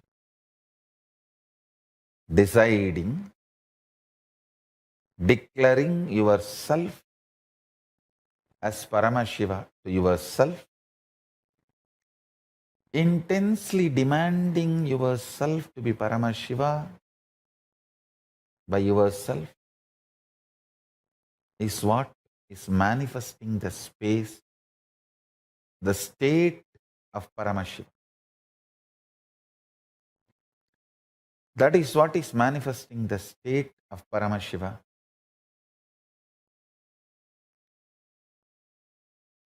I really want all the Paramashivoham participants to start practicing. Declare yourself as Paramashiva to yourself and demand yourself to be Paramashiva. Talk to yourself as you are Paramashiva. Think yourself as Paramashiva. Behave with yourself as Paramashiva. Start from today. I bless you all to achieve success. From today, behave with yourself as Paramashiva. Start manifesting the state of Paramashiva.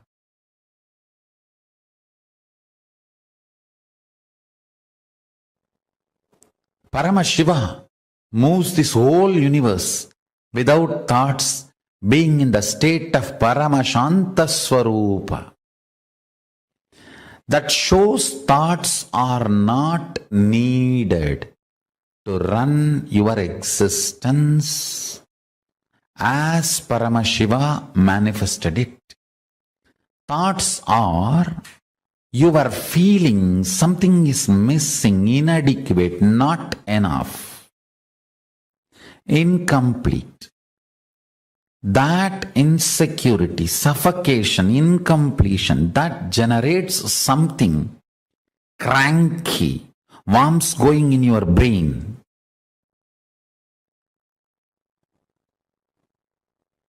Parasites running in your intestine.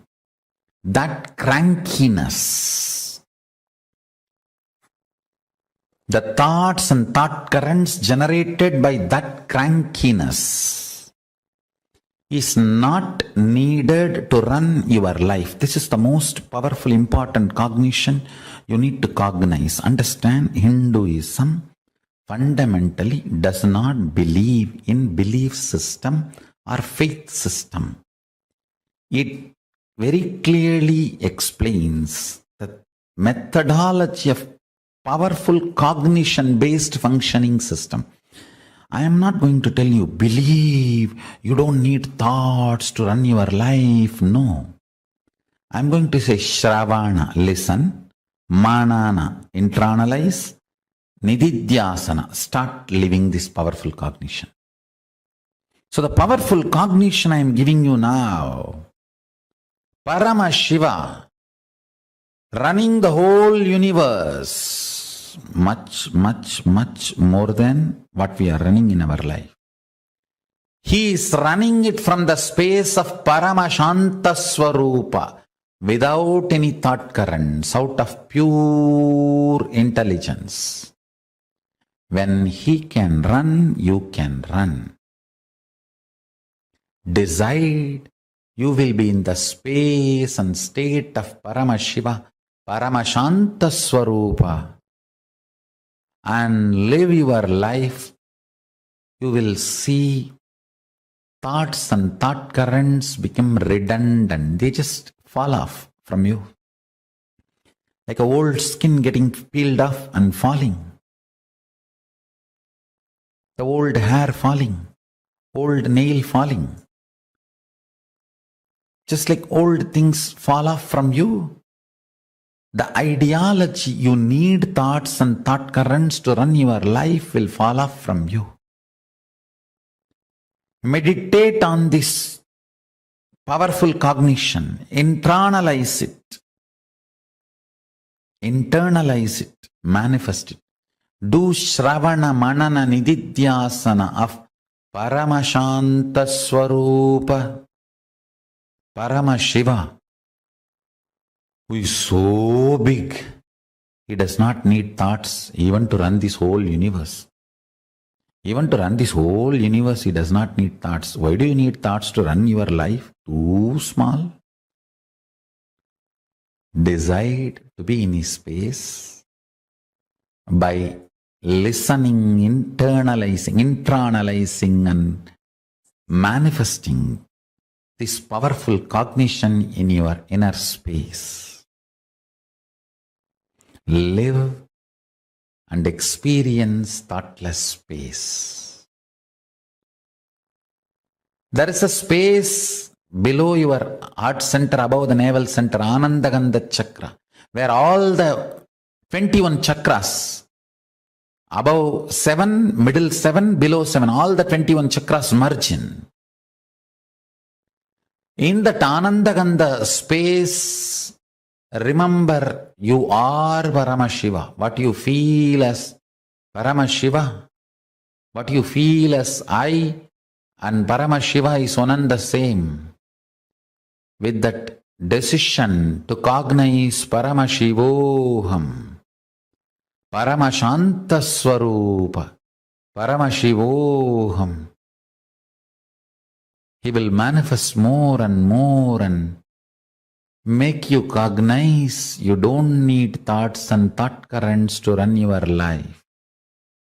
Without thoughts and thought currents, just by directly manifesting his intuition and Paramashanta Swarupa, you become more and more efficient,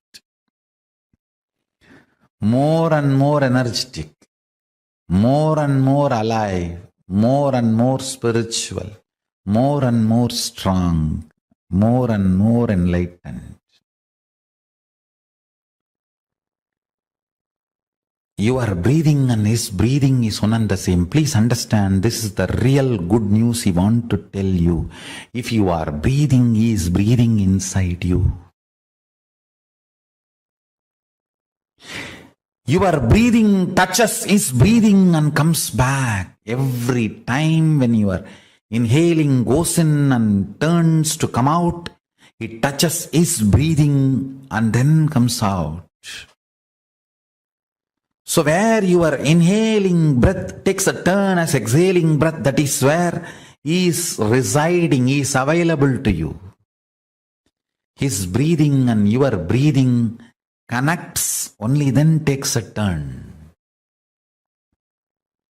That space is Paramashanta Swarupa.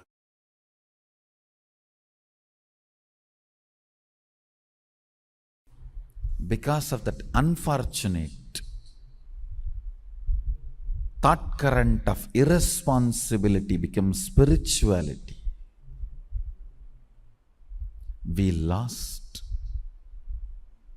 some of the most beautiful, most important contributions we have done to planet Earth.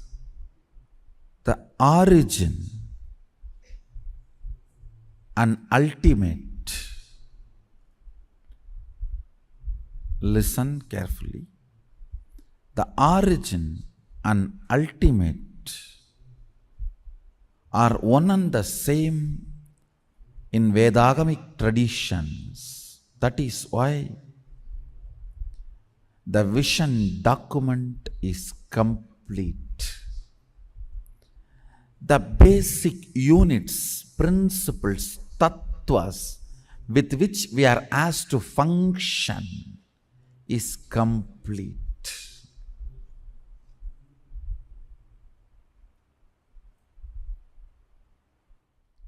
Integrity is a tattva to measure your expression. The depth of integrity, the amount of integrity you cognize about each subject, that will be the expression, spontaneous expression of you. When somebody asks you, why do you pour milk on linga? The first response I gave is, hey, we pour on Sadashiva, not on linga. Because every time I pour, I know I am pouring on Sadashiva. It falls on linga. In Hindu tradition, if you don't find any linga, you can just keep a heap of sand on the floor. Just sit, try to get any stone. If you don't get any stone, just get heap of sand and start worshipping that as a linga. That's the way Sita did in Rameshwaram. One of the most important Jyotirlinga, Ramanatha Swami, is just a heap of sand touched by Sita with the great sacred sentiment, the bhava. O Mahadeva, Sadashiva, iha agaccha, igatishta. The power of bhava of Sita, the beach sand becomes Ramanatha. Understand? We pour on Sadashiva, not on Linga. It falls on Linga. Because we are so engrossed to whom we are pouring, sometimes we don't bother where it is falling. That is the first. This should have been a first response from any practicing Shaivite.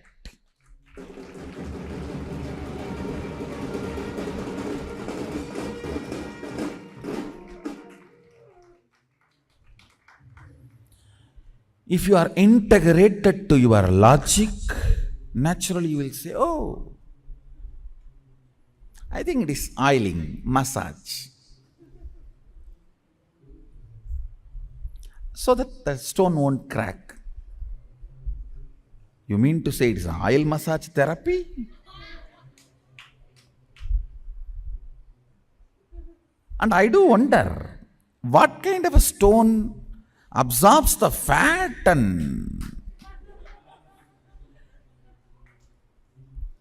maybe I don't know about that, so let me not get into that scene. And I do not know much about stone and I know only about Sadashiva. Let me stop myself. Let me restrict myself to what I know. Understand integrity.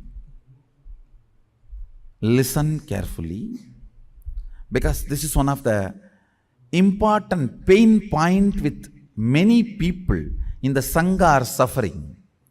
When I utter the word integrity, you only remember morning the integrity officer standing in front of you and waking up. Hey, get up for morning yoga. Listen. Now you need to understand that principle. Integrity is basically the unit with which our expression is measured. See, your source, consciousness, when it starts operating using this body and mind, it always gets integrated to something. Even if you don't want to get up, come to morning yoga, you are highly integrated to Nidra Devi. Means sleep. You are highly integrated to your bed. And you are highly integrated to your tiredness. Understand? Then don't blame. Whole day I am feeling bored and depressed and tired. That is what you are integrated in the early morning. Understand? When the sun rises, to what you are integrated, you will be integrated to that till the sun sets.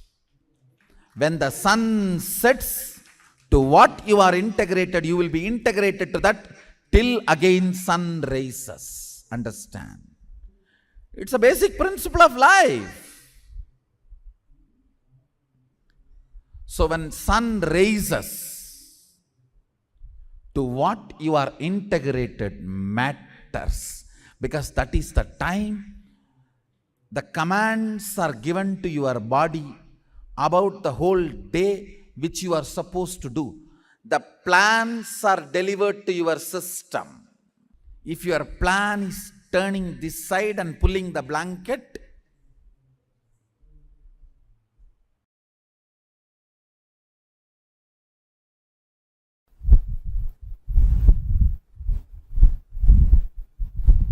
functioning with these powerful cognitions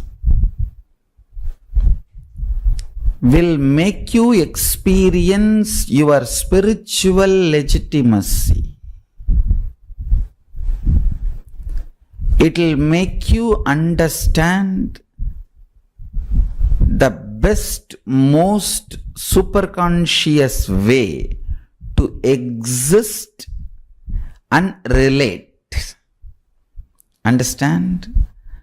The most superconscious way to exist and relate. The fundamental principles, fundamental superconscious way to exist and to relate with other humans, relate with the society, relate with the humanity, relate with money. See, from the superconscious existence, with the most powerful cognition, you are Paramashiva. If you relate with money, you will bring economical legitimacy to your identity. Poverty is nothing but economical illegitimacy to your identity. If you build the spiritual identity, right identity, you will manifest economical legitimacy, means wealth. You having wealth just because of your right identity is economical legitimacy for you. You having social success because of your powerful cognitions is social legitimacy for you. Because of your powerful cognitions,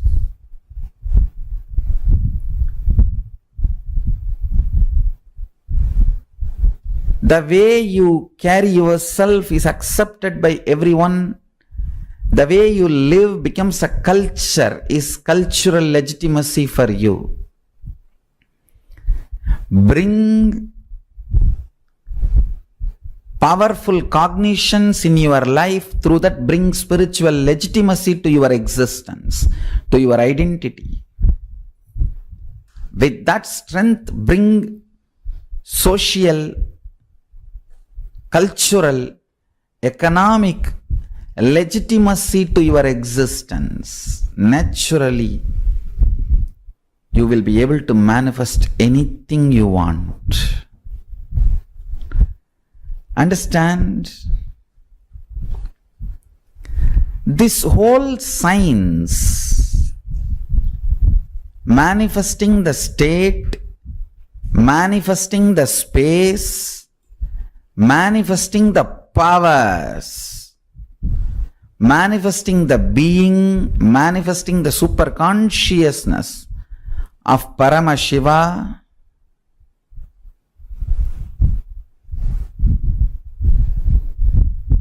listen.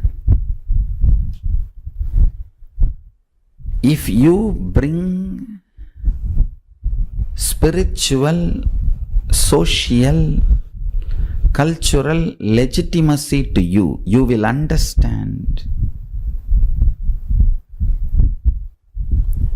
this science of living enlightenment is the complete solution for all the problems individual or society or modern day humanity is facing. Then you will understand all the problems of the modern day humanity. Sanatana Hindu Dharma is solution. Whether the terrorism or climate change, natural calamities or man-made calamities, extreme chronic capitalism or exploiting pharmaceutical industries, enslaving psychiatry field and pseudo-psychiatrists, are cheating philosophies, brainwashing ideologies. For all the problems humanity is facing, the only solution is science of living enlightenment, revealed by Paramashiva from the Vedagamas in the modern day through this body.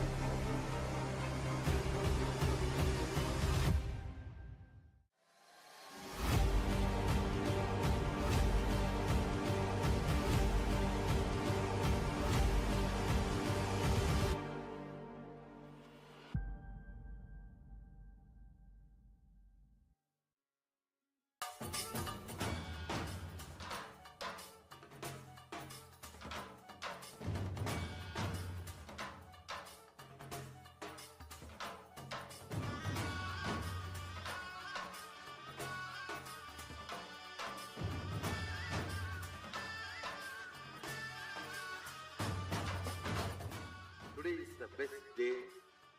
Sadashiva appears for Brahma and Vishnu early morning in the form of light shaft.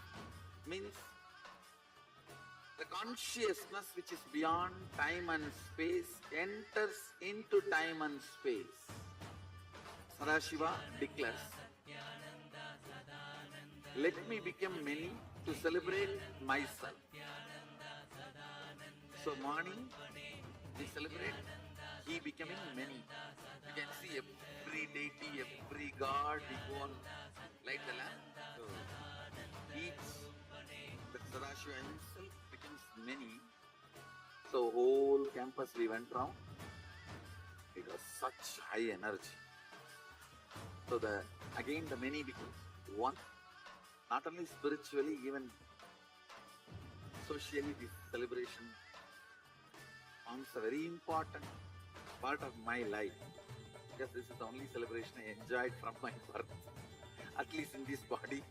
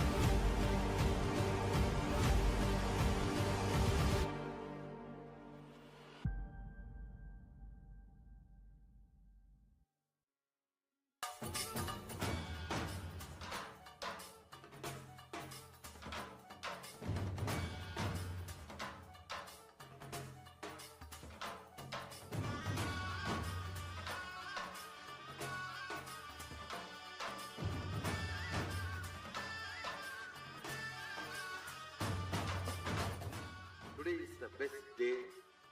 Sadashiva. Yes. After this powerful session, where Swamiji revealed most powerful cognition, we will enter into the next internalization exercise.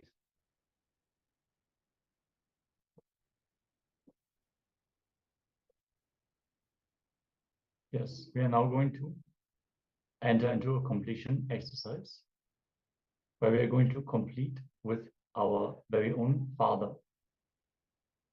So this is one of the very powerful exercises, one of the very important exercises, because mother and father are the two first personification of the feminine and masculine energy in our life, the first role model that we build our identity on, and based on which we build our ideas about how a man should behave, how a woman should be behaving, and how they should be. So let us enter into this exercise very sincerely, requesting all participants here in the Zoom to come on camera. Chitsin Weng Aya Ma Li Si Wang Wa Ma Wei Wen Mei. If you could come on camera and join us for this exercise.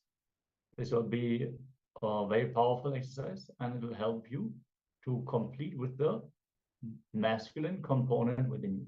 So let us take this sincerely and manifest all the benefits from this completion. Yes. This is a very powerful completion. If you understand this completion, you will have a breakthrough in all your relationship. All your relationship matters what you perceive in your world and what was actually in the world, the world. So now you are going to describe the relationship you have with your father. So this is all about relationship you have with your father. Go back in life and describe all the incident when you start judging him, having incompletion with him. So this is the pattern actually you are carrying. Many of the things is from your father and mother. Because from childhood, you are seeing your father and mother. That is how you imbibe these qualities and the problems and incompletion. All it starts from the closed one whom you are relate. And mother and father is the closed one from the childhood. You started living with them. So you are going to describe this relationship you have with your father. Go back in life and describe all the incident when you started judging him, having incompletion with him. Describe detailing what actually happened, what he actually said or did, which is the word. Understand? What actually happened, what he actually said or did, which is the word, and how you experience it. See, the what your father said something, it would be different, but actually what you perceive is completely different. So with this mature understanding, you are going to describe what actually happened, because the understanding at that time was completely different. The way you cognize yourself and what actually the incident happened is two different components. So now you are going to pent on what actually happened in the world and how you experience it, which in my world. So please pen down so that we can enter into the session. I request all the participants do it sincerely, because this incompletion only you carry with many of your relationship. Either it might be a friend, it might be your boss.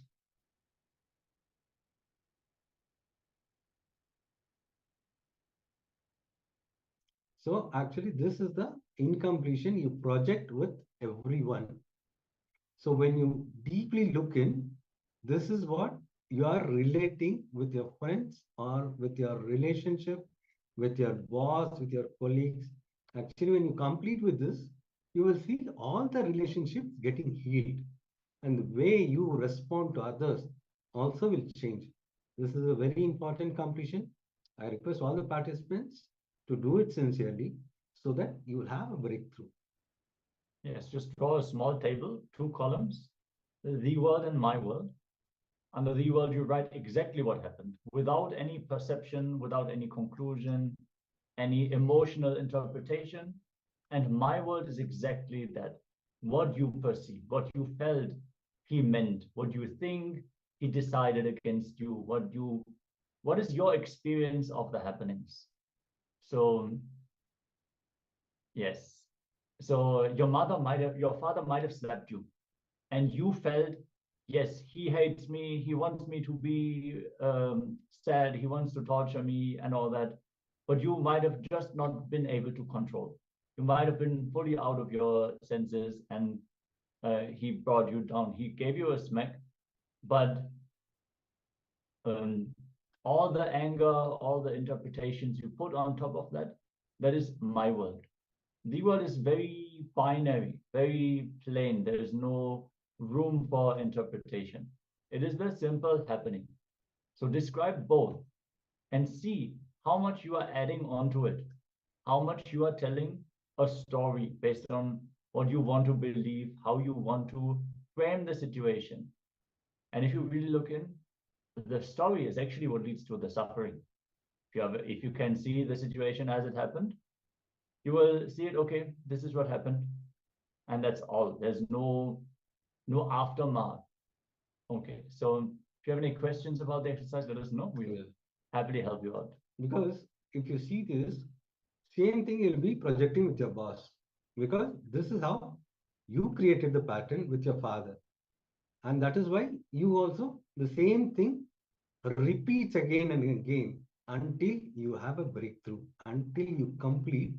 This incident will keep on happening in your life in some or the other way, because this pattern was created by you and you are suffering and you need to have a breakthrough.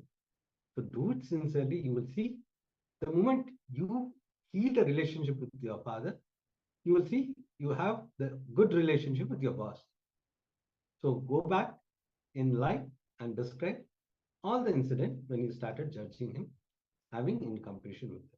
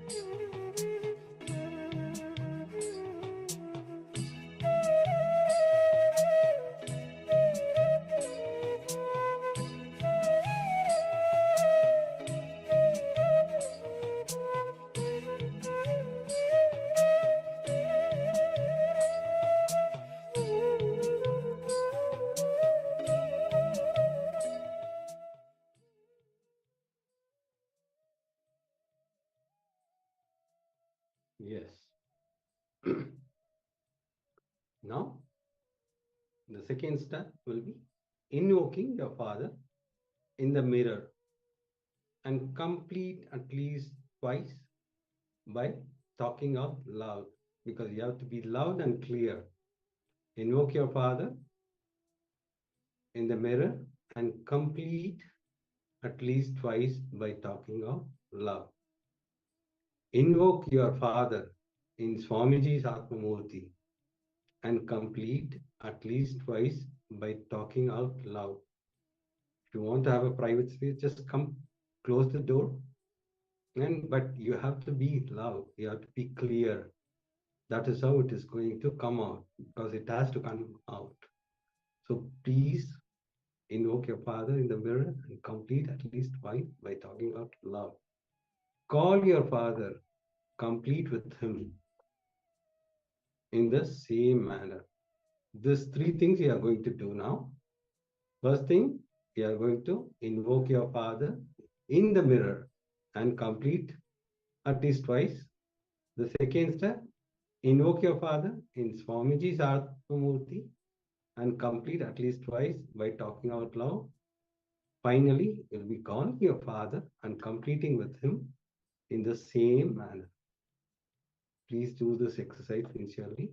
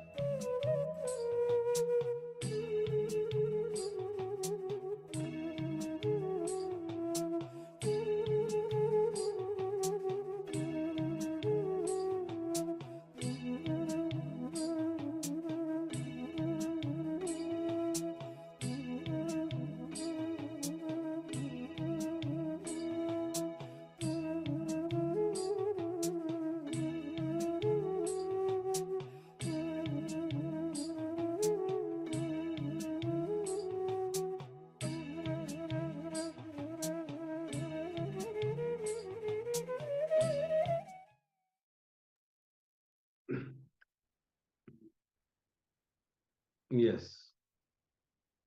So once you finished your completion, in Vijnana Bhairava Tantra, Sutra 125, Dharana 100, it says, Samashatru cha mitre cha samamanavamano ya brahmana paripurnatvat iti jnanatva sukhi bhavet.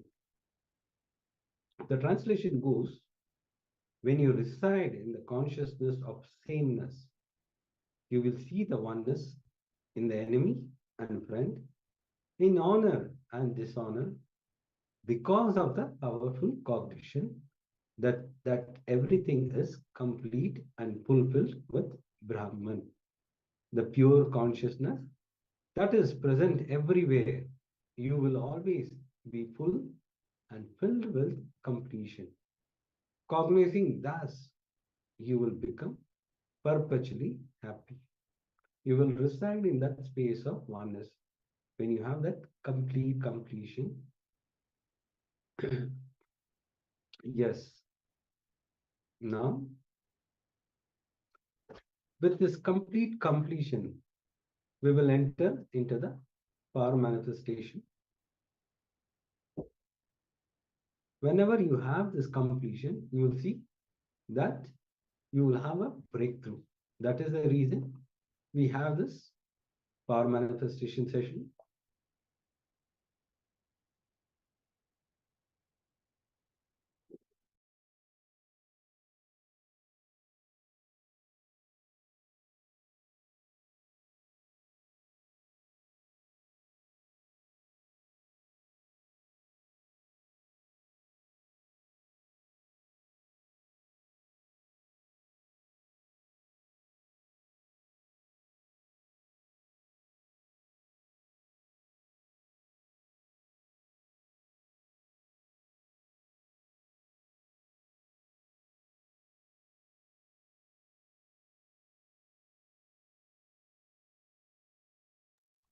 Today we're manifesting the powers of the Ashtamaha Shaktis, the 8 great powers.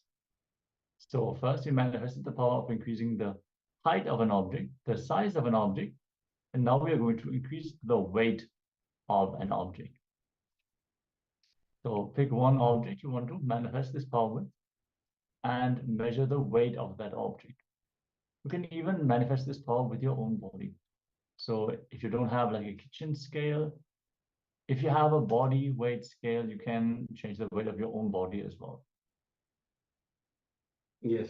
Now, we will enter into the extraordinary power of third eye, increasing the weight of an object, or you can increase your own weight if you have a weighing scale.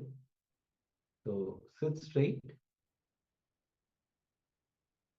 internalize that Paramashiva himself has come in the form of Bhagavan Sri Nithyananda Paramashivoham.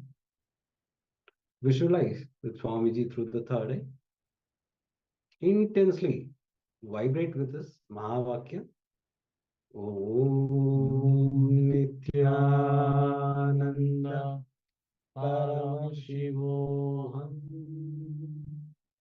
Om Nithyananda Paramashivoham. Om Nithyananda Paramashivoham. Through the power of third eye, you are going to increase the weight. Intensely keep chanting the Mahavakya as we enter into the power manifestation.